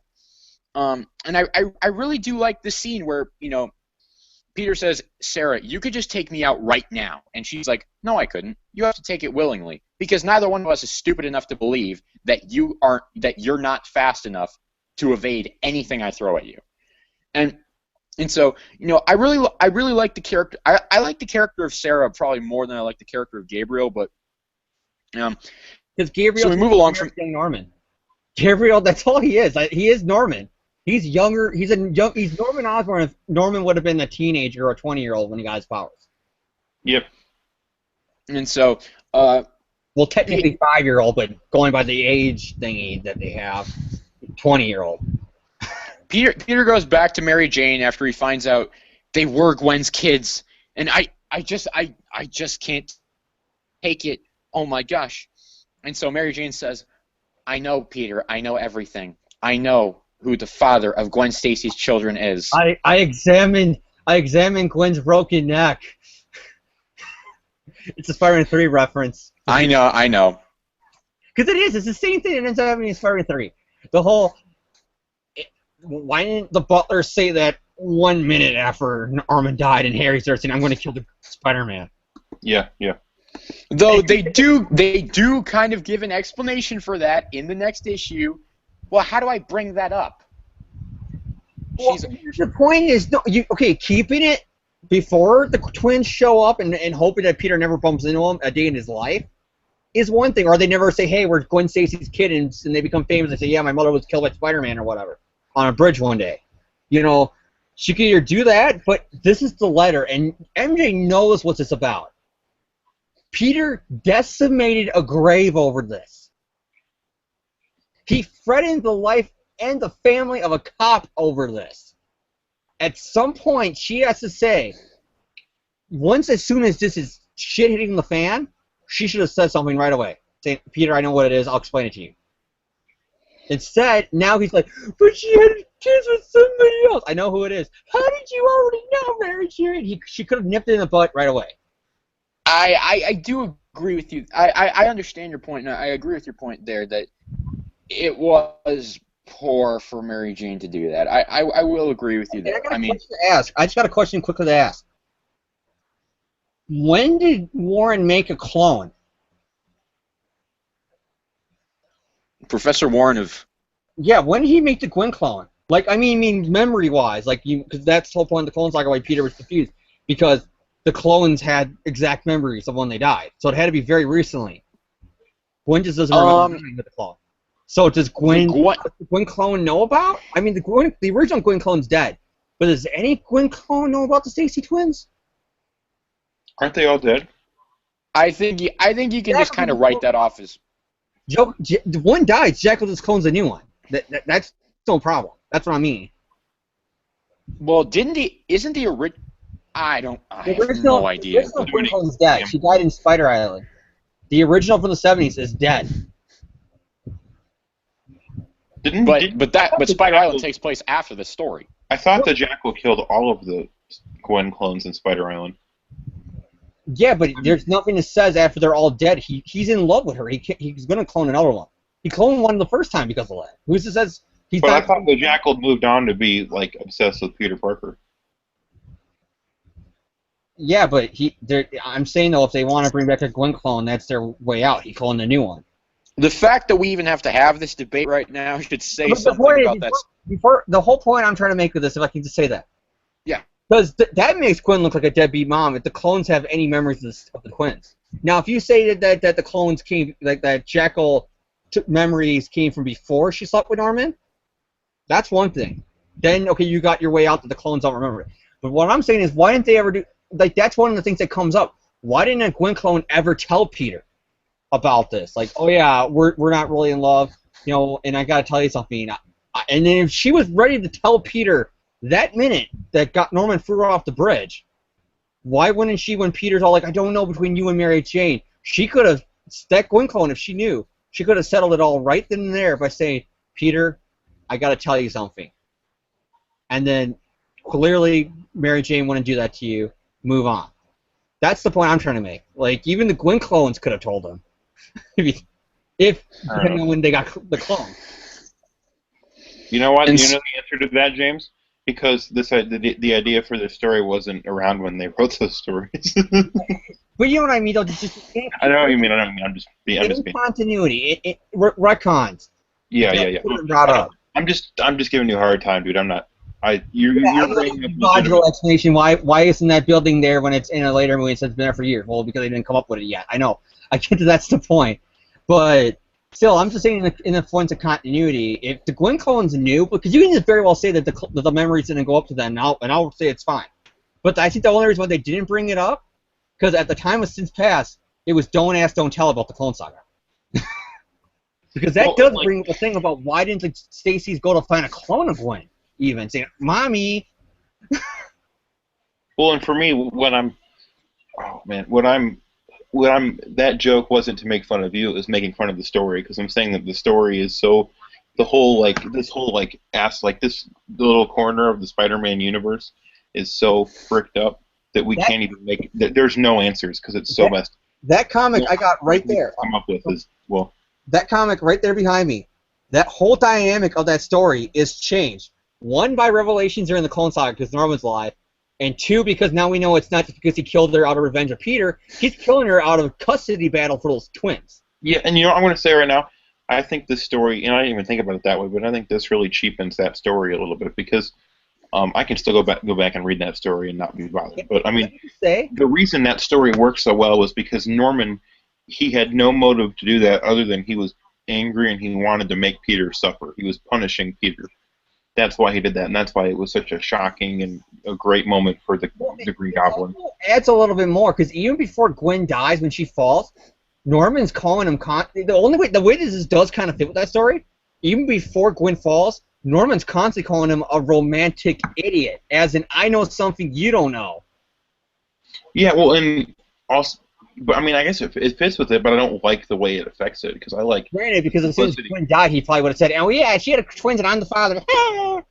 You know, I could be saying that, but. Well, I feel like the reason that story works for me, like the original story, is because I love that the Green Goblin was just so like he hated Spider-Man so much that he just did this horrible thing, only to mess with Spider-Man. There was no ulterior motive. It was just I'm gonna just kill her out of spite because I want to make Peter Parker. Remember, he went to Peter's apartment. It could have been Mary Jane. It could have been Aunt May. Yeah, that's why I liked it. It was just Norman would have took them. Randomly selected someone who he knew Peter cared about to hurt because he wanted to hurt Peter. That's why that story works for me because it was just this cruel, just Norman Osborn being a prick basically. And here it's like, well, he killed her because he wanted custody of the kids and all this stuff that overcomplicates it. Like, no. He even says that in that comic right there. She's a pointless, nothing. She didn't matter at all, and it pisses Peter off more. Exactly. I just did it because. He's like, I just killed her. I did it because I want her kids in a custody battle. Yeah, and it's dumb. So. And like I said, it just changes the dynamic, but it does kind of fit because then when you hear him say "romantic idiot" to him, you can say that Norman's torturing him over the fact that I know something you don't know, you idiot. You're in love with this woman, but you don't know what me and her did together behind your back. So that line kind of fits now in context. Everything else, I'll fuck it. I just like the idea that Norman did that because he wanted to hurt Peter, and I feel like this kind of. I didn't even want to go on this tangent. I just wanted to bring up the point of why didn't the clone? Why didn't this go up to a clone? Like, why didn't they just go up to the Gwen Stacy clone that's still alive and say, "Mommy"? It's funny when we said we were going to do this story, I was a little bit worried that we weren't going to have enough to talk about, and obviously that's not. Look at John. I'm derailing it by just. John, I'm sorry. What are your thoughts on our argument that we just had? Oh my gosh, there was a lot in there. I was actually kind of having trouble keeping track of all the points there. 221. Did it change the dynamic? No. 121. Sorry. I mean 121. Sorry, wrong issue. How dare you mess that up, James? Here's the thing with this, and this is a problem I'll bring up because we are like in the timeline of the summary of the issues. We're basically on 512 at this point, which is the issue where they go back and explain everything that happened. This story has continuity problems like nobody's business. I mean, it's the big problem I have with this story is that as a standalone story, like if this was like almost a what if or something, it'd be great. Yeah, they outright said when JMS said he wanted to do the story, then great, write it, but don't put amazing on it. Just say Spider-Man since past, and then we have like a little expert of this is a what-if story and a different continuity of how Peter would react to the situation. And then they would put something else in its place for those 5 issues. Because the problem JMS said is once they wouldn't let me to do Peter as the father, because, unmarital sex with Gwen, that can't be done, and plus the kids, that's a double negative. He said the ball was already moving. They already had the picture of Peter ripping off the mask of Sarah and the Guess Who with it being looking just like Gwen. They already had that in ads, so they couldn't. They couldn't not do the story. Now, do you guys? Here's a question: if they had done the story as JMS originally intended, where it was actually Peter's kids, would that have made the story better or worse? No, I wouldn't have been fond of that, to be honest with you. I agree with you. I'm Short kind of glad term, it came out the way it did, actually. short term, yes, because we wouldn't have got Gwen cheating on Peter, and we wouldn't have got, And I guess that would have made the disgusting stuff with one more Norman tragic. in this issue. We wouldn't, it would change it. Like, short term, it would be positive because a lot of faults with Sin's past wouldn't have happened. But long term, it would have caused problems, especially with One More Day coming up. And to be honest with you, I mean, like, the idea of Gwen sleeping with Norman, I like that idea. I do, because here's the thing, it's like, Because you're thinking it's Dan DeHaan. when you have a supervillain, and Emma Stone's Gwen, that's why. Oh yeah, I get it. Yeah. No, it's just like, I love the added dynamic that it brings between Norman and Peter, because, I mean, I think we can all agree, like, for the most part, the rivalry between Peter Parker and Norman, it's not really about between Spider-Man and the Green Goblin. It's a rivalry between Peter Parker and Norman Osborn. And with this, it just adds a whole nother layer to that. And that's what I like. What I don't like is that there's absolutely no way to fit this into continuity whatsoever. Yeah, but John, the problem that I have with that is because this almost became the new Clone Saga for a while, the whole don't mention it. Has it added anything to Peter and Norman past the story, really? No, because when Peter brings up why he hates Norman, it's always he killed Gwen. Not because he had kids with Gwen, it's just because he killed Gwen. But if we're in Siege, when he names off everything bad Norman ever did to him, he doesn't even name off Gwen and the kids. But if we isolate just this story, because that's really what we're talking about is just these 6 issues, I think it does add something for these 6 issues. I'm just saying, so, I mean, long term, it doesn't really add anything. It just becomes that's true. Just something that never brought up again. I can see your point there, but that's not really a fault of this particular story, though. And so, I don't mind Gwen sleeping with Norman. I don't mind that at all. I like the added dynamic. But I mean, as an OCD continuity person, it does bother me that we can't fit this into continuity at all, and that's why I don't put this story on like my top 10 Spider-Man stories or anything. Absolutely not. But I mean, I like the story. I'll defend the story, but I don't like that we can't fit it into continuity. So that's a little bit of a problem for me. What I do love, though, is at the end of this particular 512 issue, where Peter just loses it and just starts, he screams Osborn. It's like when I read that, I can hear the pain in his voice when I read it in my head. Go ahead, James. Well, yeah, I agree with you right here. Because, and here's where my thing is. First Spider-Man arc I ever read, not counting New Avengers, was just going around all at the same time. That was the first comic books I was reading. But this storyline that was around the same time was the first Spider-Man only storyline. All I knew about Gwen is she was his college girlfriend who died on a bridge. And that was about it. I knew nothing about Gwen. And being 14 years old, guy, girlfriend cheats on her, has baby, it's like, yeah, turn on the Maury show, you hear about that all the time. What's the big deal? So my opinion at the time was the whole, who cares? If people hate it, they hate it, but I kind of liked it. It was my first Spider-Man story. I got nostalgic about it. Rereading this recently for the GMS articles, when first time I actually sat down and reread the story, and didn't just reread it as a skim for reading it, actually reviewing it and taking panel for panel for my own opinions, this is where my opinion changes, that scene with Peter. Because now I'm actually...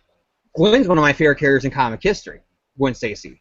She has her, moments of 60s girlfriend crying at the window, oh, it's my Peter, oh, my Peter, oh. She has those moments, but I like Gwen as a character now. Emma Stone knocked her out of the park with the movies. I am a Gwen fan. I'm happy if there's a Gwen clone that shows up, because, hey, there's a version of Gwen at least here. Spider-Gwen, I'm currently a fan of that title. I'm a fan of Gwen Stacy now. She's not just, she's the girlfriend who died on a bridge to me. I actually am invested in the character, and it makes me sick to the stomach that this character I'm invested in now did this. And they try to play it off as, oh, she was vulnerable and blah, blah, blah, blah, blah. But still, it hurts me that she did this. For no reason. It wasn't even played off as, oh, it was when Peter, was defending Spider-Man when my dad died. It was just she came over to the mansion one day and slept with Norman because she felt sad for him. And that part really hurts me because I was like, I'm a fan of Gwen, and I'm disgusted by this now. Plus, gonna get personal here, and John's not the only one with sad breakup stories. I've been cheated on. And not only have I been cheated on, the girl who cheated on me, I'm not going to name names, especially because me and that girl actually are kind of friends now again. We're not dating or anything, but we're at least sociable and we talk to each other friendly at least now. But she cheated on me, and the guy she cheated on me with, it's bad whenever a girl cheats on you, but I can relate to Peter.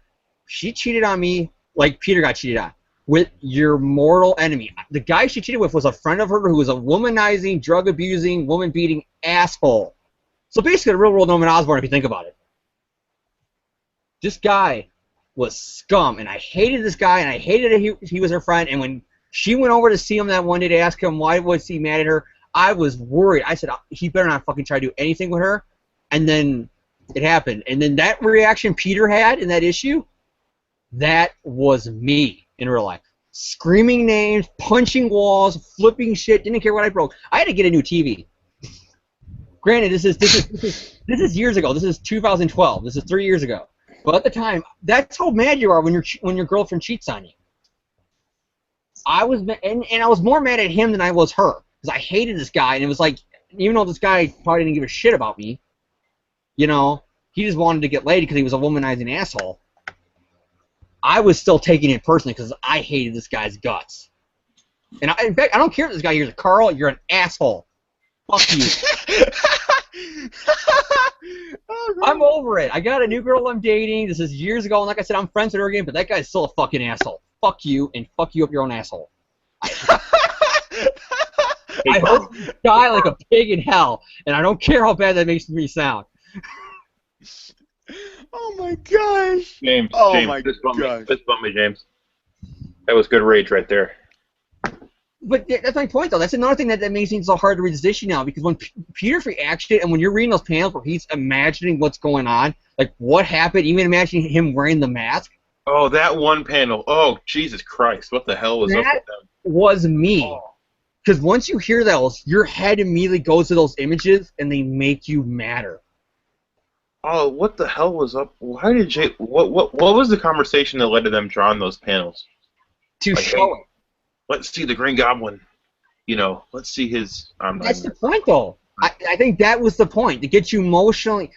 making you as mad as Peter is. I wasn't mad. I was just like what the frick? That was my reaction. Point. Peter, this is not the... I think this part where he's seeing this ain't a flashback to what happened. It's Peter imagining what's happened. Because he just found out it's Norman, and he's thinking about it. And at first, he's thinking, okay, Gwen's vulnerable, and it's kind of, I'm not going to say romantic, but it's showing it's her being vulnerable with a nice Norman. A Norman who has amnesia doesn't remember he's the Goblin. And then it slowly changes while he's thinking about what they did together. And then it's him in the mask laughing while he's screwing her. And then that's the next panel. It's the Osborn! And that's when he loses it. Think about it that way, it's actually kind of funny. Because it flips now.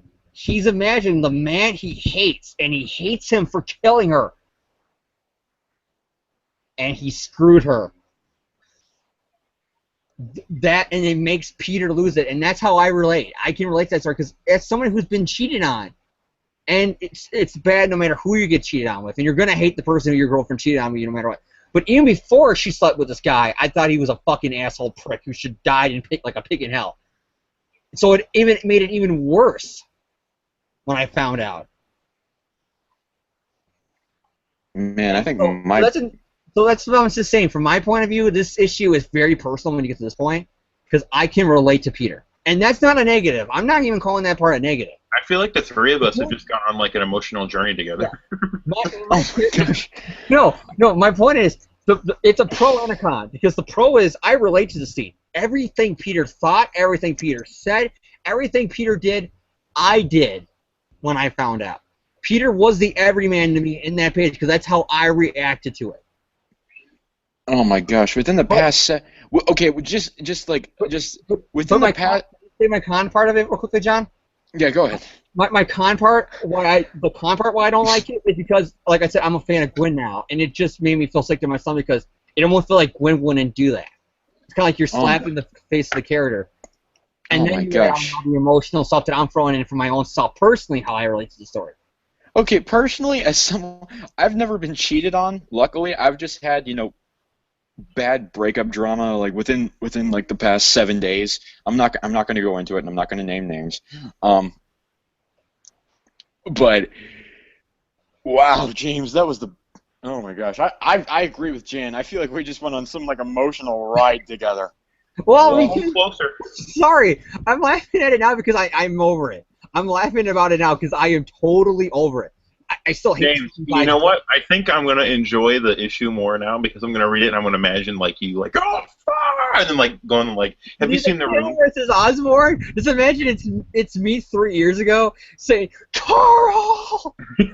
James, have you seen The Room with Tommy Wiseau? Oh, hi, Mark. Of course. Yeah, okay. You know the part at the end where he goes on like the angry rampage that's at the same time both the most restrained rampage and at the same time also the most over the top? I'm imagining you like Lisa.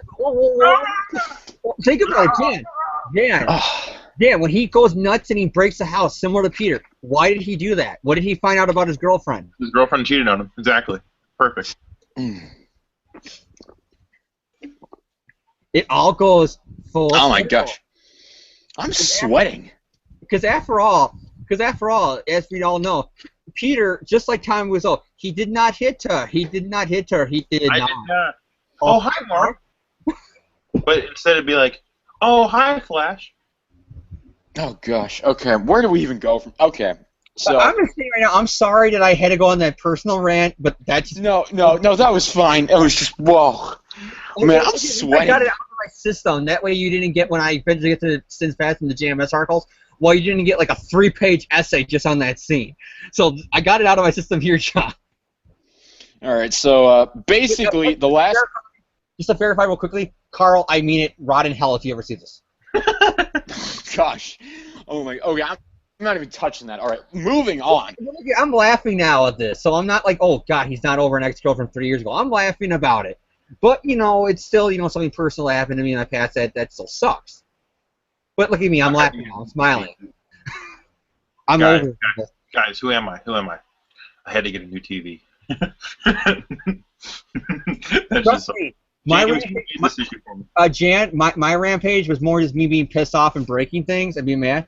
I wasn't like, no, Lisa, why? While he's like you're just like things to her dress. Carl. Like Carl from Jimmy Neutron. No. Oh my gosh, I remember that show. No, it's a different Carl. You like llamas? It's some other douchebag from Boston, Carl. Okay, we're not gonna make fun of James. All right. So I'm not making fun of James. I'm laughing with him. Yeah, because I'm over it. I'm over it now. I know we're it, I want to verify it. If I look like I'm still mad about it, because it's still mad, it's personal, it hurts, but I'm over it. It's my past sucks, but it's over. Amazing Spider-Man 513. Peter calls the Stacy twins to the bridge to tell them, hey, you're aging abnormally fast. We need to get you help. The cops shoot Sarah, so he takes Sarah to the hospital. Gabriel goes to an underground goblin lair, gets the goblin suit, becomes the gray. You missed the part. You missed the part where they believe him because wait a second, we saw him at her grave. Why would he use his own DNA to prove that we are who we say we are? Yeah, that didn't make a freaking lick of sense. Gabriel goes to the goblin's lair. He discovers, oh my gosh, Norman Osborn really was the father, like Peter told me to an issue ago, and Jonathan just left out of the summary because he's kind of stupid. Okay, so he becomes the Gray Goblin, attacks Peter at the hospital because Sarah has this unique type of blood. And there's no other type of blood that they have on file can match it. Stuff again. Peter does the blood transfusion. And so he's knocked out for like a day, and so Mary Jane's there, taking care of him and stuff, and all of a sudden Gabriel attacks, and Sarah is actually the one who fends off Gabriel, and Gabriel ends up on an island or whatever, and he has no memory of his life. I like the ending of the story. I hate it.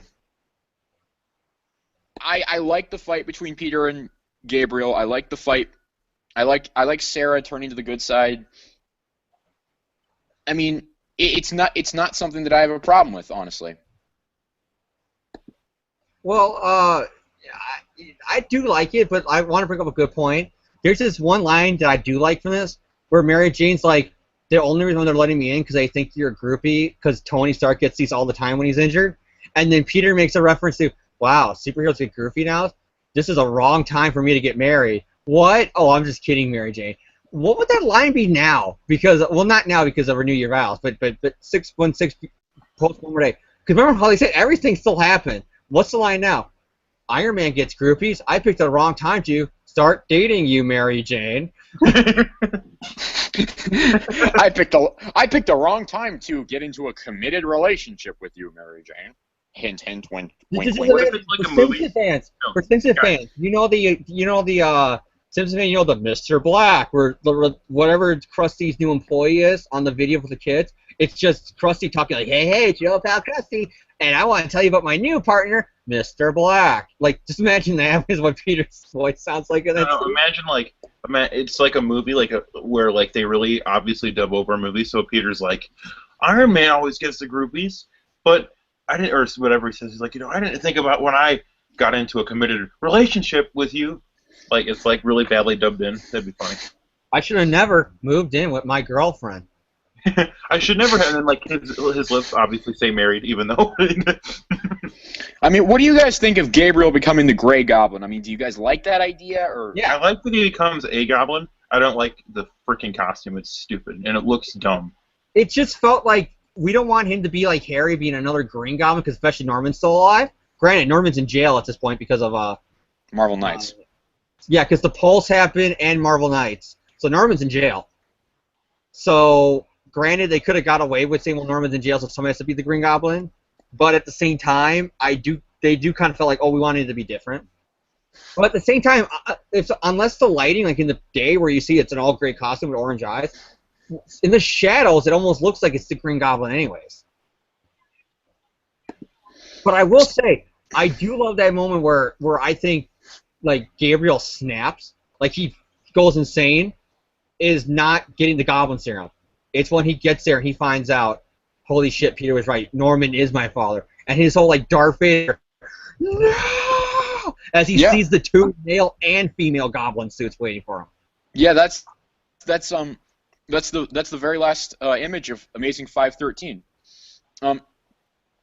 And I think something more general to this arc that we haven't really brought up yet, but the pencils by Mike Diodato and the overall art team in general is just friggin' gorgeous. It's the highlight of the. That's the biggest pro with this. This arc, from this arc to the other, when Diodato's doing amazing, great artwork.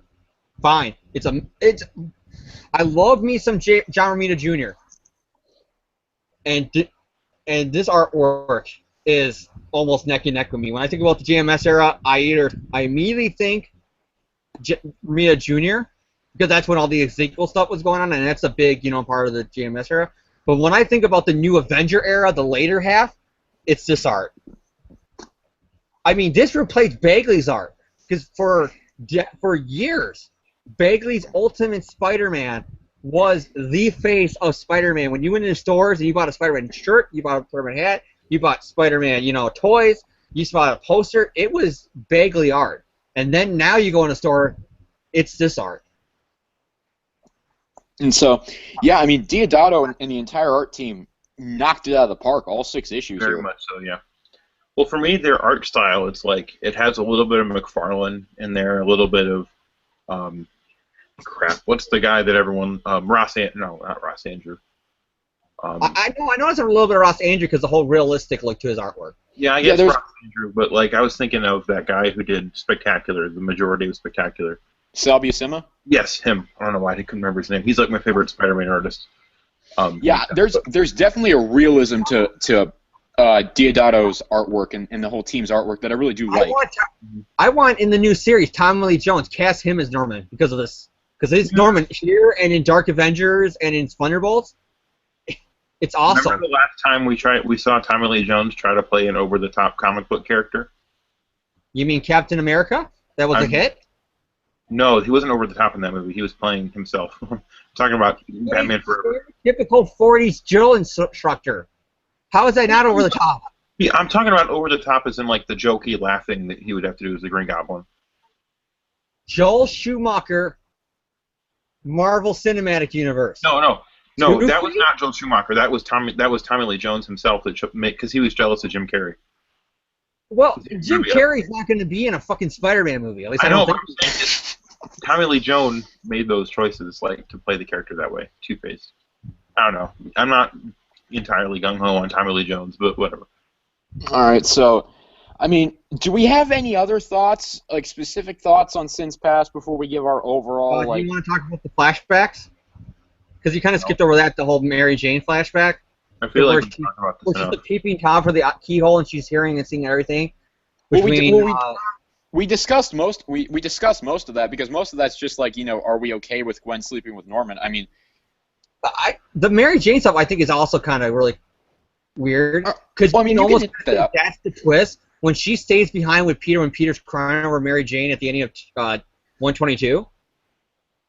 You can almost kind of tie it into that's the moment that the Mary Jane the Mary Jane we all know now, the married one, the actual one who has character, despite what Dan Slott says. You can almost kind of relate back to the Sins Past flashback to how she stayed there and she hugged her. She didn't immediately go, Peter, she slept with Goblin, isn't that rad, Dad? Whatever. That's actually very confident writing on Mary Jane, except for the fact that she never told Peter. And the final page, because I said I didn't like this. That final page, because that's almost what makes me feel like the whole Peter, Mary Jane's his second place. She's his silver medal. Because you got the whole, he's remembering Gwen, like Gwen's ghost in his head.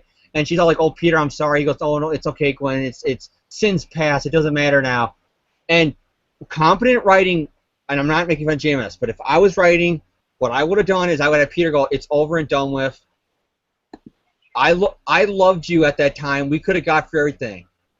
I loved you, Gwen. But the reason why I'm overcoming this, and you can tie that into Mary Jane in the beginning of the arc with her whole Peter being her inspiration.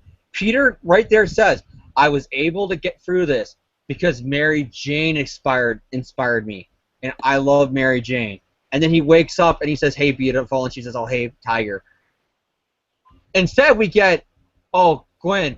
She says, I love you, Peter. I love you, too. And then you got Mary Jane goes, I know, Tiger. Which makes you think the whole, was he saying it to Mary Jane or was he saying it to Gwen? See, that really is sort of a matter of interpretation. So that really doesn't bother me because I'm just saying the interpretation I took it because I am taking the whole kind of like they push MJ aside in the story. So to me, it felt like just doing it kind of felt bad. Because me personally, I love Mary Jane so much. I said he did wake up and say to Mary Jane, but I still would have done it more like where he would have said outright in the fantasy that tied into that beginning where Mary Jane, he's her inspiration, and then you can tie it in here because Mary Jane's my inspiration. Kind of know what I mean? Kind of like tied into the beginning. Instead, it kind of ends with Mary Jane spills her heart out to her people on the stage, and then here you're left with a whole, but who did he really love? All right, so do we have any final specific thoughts before we delve into our kind of just final thoughts on Sins Past? So, do we have any semi-final thoughts before we get to our real final thoughts? I think let's just go around. Let's give our final thoughts and thumbs up, thumbs sideways, thumbs down. So I think I pissed off John because he didn't expect a rant this size of global proportions. He wasn't expecting a superior me giving that a Z grade. Coming out. No, I'm not pissed. I'm just like, no, actually, what I'm actually trying to do here is I'm actually trying to speed this up because I heard my parents go to bed and they have to get up for work in the morning, and my voice tends to carry, so I probably have to end this soon. So, Jan, we'll start with you. Final thoughts and thumbs up, sideways, or down on Sins Past. Honestly, I just don't care. I think it was funny, and I think it's like, I mean, I'll probably think of the story more now that I know that it's like a personal thing for James, and that kind of amuses me. And I'm not making fun of him. I'm not making. One scene personally. I'm not The making whole fun of issue between poor James. I'm not making fun of you. I thought this was a really boring story. I'll be completely honest. So that was entertaining, and I really enjoyed your rant. And go you, buddy. That was hilarious. So awesome. So that's really my. He froze up. I didn't hear him. What did he say? Because all I know is he said something, but I couldn't hear it. What did he say? I said, "Go you." That was hilarious. That's what I said. I was complimenting you. So I think James's rant was way more entertaining and meaningful than the actual freaking story was, because it was. Oh my God, I'm never gonna live this down, am I? You're never gonna live that down, man. No, in a good way. In a good way. That was like, you actually had an emotional thing. You had like a thing where you're like, yeah, this had this effect, and I felt, where the story was just like garbage. I thought it was so boring. He expressed his subjective opinion. It's not right or wrong. It's what he feels about the story. Yeah, exactly. And his review of the story was better than the story. I just wanted to clarify that, because I don't want somebody to say he's some guy still crying about an ex-girlfriend, because ironically, that's what I'm giving Peter. No, exactly. You're not. That's the point. You got over it. It was like a nice little story where you're like, hey, this happened to me and it sucked, and I got over it and I moved on. And it was like, that's a nice. That story was better than the actual story we're here to talk about. So I didn't. On a whole, the issue was really boring. I feel like for all the fuss I've heard about it, I was really disappointed. There was nothing entertainingly bad. I'm glad my heartbreaking sorrow could give that to you, Jan. Thank you. Your misery makes me happier. Anyway, but it's not like Brand New or One More Day where it's so bad that I can read it and derive entertainment from it. Because, like I said, I'll let Jan finish. I'll say my point when he's done. I'm sorry. That's fine. But I was gonna say like one. I think One More Day is hilarious because it's so funny where Joe Quesada's like, Peter Parker can't get divorced because that's too much baggage. We'll instead have him make a deal with the devil. And then I always say that to my friends. Like, my friends don't know Spider-Man like me, and I'm always like, there's a story. And then I tell them that, and I'm like, Peter Parker getting divorced is too much baggage. So we'll have him make a deal with the devil to make it go away instead. And then my friends always laugh. So this isn't even that bad. Like, it's not bad enough to be entertaining. It's not good enough to actually be a good story. It's just nothing. I'm probably never gonna read it again. So I give it a thumbs down. All right, James. 2 thumbs up. No, 2 thumbs down. I can't even say that with a straight face. Yeah, Jan, I gotta say this to you guys. Yeah, I got over it. And I'm just going to clarify that again. That's in my past, people. So don't say that I'm a whining bitch and I'm a hypocrite at the story because I react in the same way. No, that was just me bringing up a point to you guys and how emotionally I felt. And then the whole fuck you was just pretty much what I always wanted to say to the guy, so I said it over the internet. I still hate the guy. It doesn't change the fact of what he did. Even if he didn't do that, I would have said that probably to him. So I'm going to go over my actual thoughts about the issue. Like I said, this is my first Spider-Man story. My first Amazing Spider-Man comics release. And they're not bad. They're terrible. It's just Mary Jane, how they portrayed her, how they portrayed Peter. I felt like would make it almost like his girlfriend died. And I'm not gonna say get over it, like she's dead, she's never coming back. But you're married, Show some. Like I said, the ending should have been played off as like a parallel to that first scene. Mary Jane is kind of written of how come this never came up before, even with the clones. Like how it makes no sense. Gwen's not written well. Norman actually is, because Norman would have done this. I mean, hell, that's one of the reasons why people thought that he was Lily's child's father for a while, because he would do something like this. Norman's the only one, and the Stacy twins. I actually dealt. That's a pro. The art's a pro. Me emotionally relating to Peter in that one scene. That's a pro. Everything else is just garbage in the story. Amen. Oh, and the Mary Jane scene in the beginning with the audition. Everything from there until the letter, gold. And that's one of the things I like about JMS's era, because besides for the story, for the most part, everything else, the way he writes Peter and Mary Jane is like what I want to be like. When I get married, I want that. Mine is deals with the devil to get rid of it. That's what I want my relationship to be like. Peter and Mary Jane. And another thing is, I hate this story, and I think it's garbage, but this is like number 3, maybe 4 on my list of worst Spider-Man stories of all time. Number 1, One More Day. Number 2, Most of Superior. Number 3 is either this or omit, and then number 4 is either this or omit. And that's all I'm going to say. Pipe bomb, dropped, or wrestling references. All right. I like the story. I disagree with a lot of what these guys say, but that's How dare you why have we a all different opinion than me? that's why we all have our own opinions. Yes, thank you, James, for giving me the finger. Thank you, James. So yes, we all have our own opinions. We all respect each other's differences, and none of us is really none of us are factually right or wrong. It's our own truth. Except what's true is true. You're actually right and you're factually wrong, but that's. None of us are mad at each other here. We're all mad at one guy called Carl, you fucking asshole. All right, so I give Since Past a thumbs up. All right, final shout-outs before we close out this episode. Want me to start off my shout-outs? Yes, go ahead. Angel Grove Radio. We had a new episode. It was pretty awesome. We talked about Master Rider. Purvis, yay.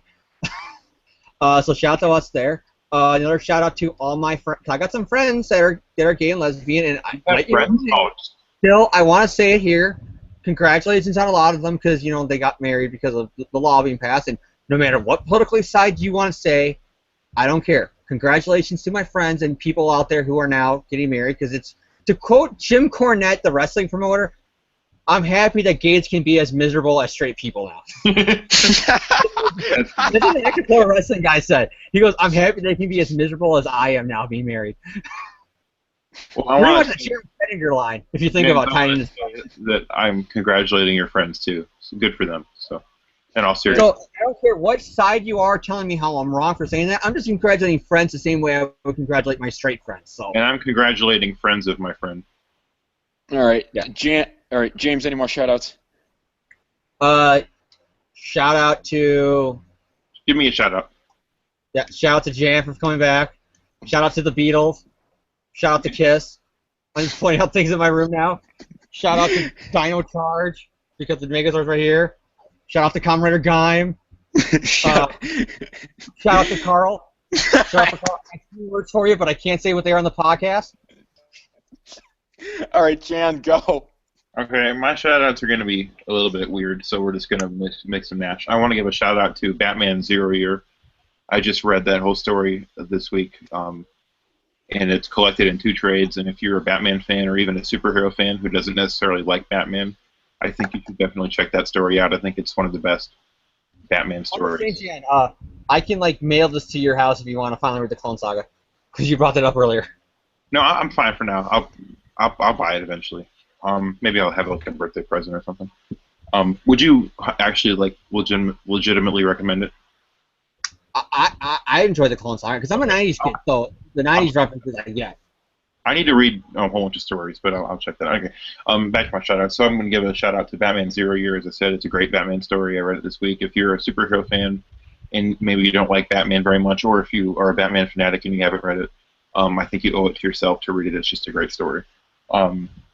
And I'd also like to give a shout out to a really obscure Iron Man story I found a couple weeks ago when I was in Florida called Iron Man Hands of the Mandarin. That was a great story, and I feel like Iron Man doesn't get enough focus.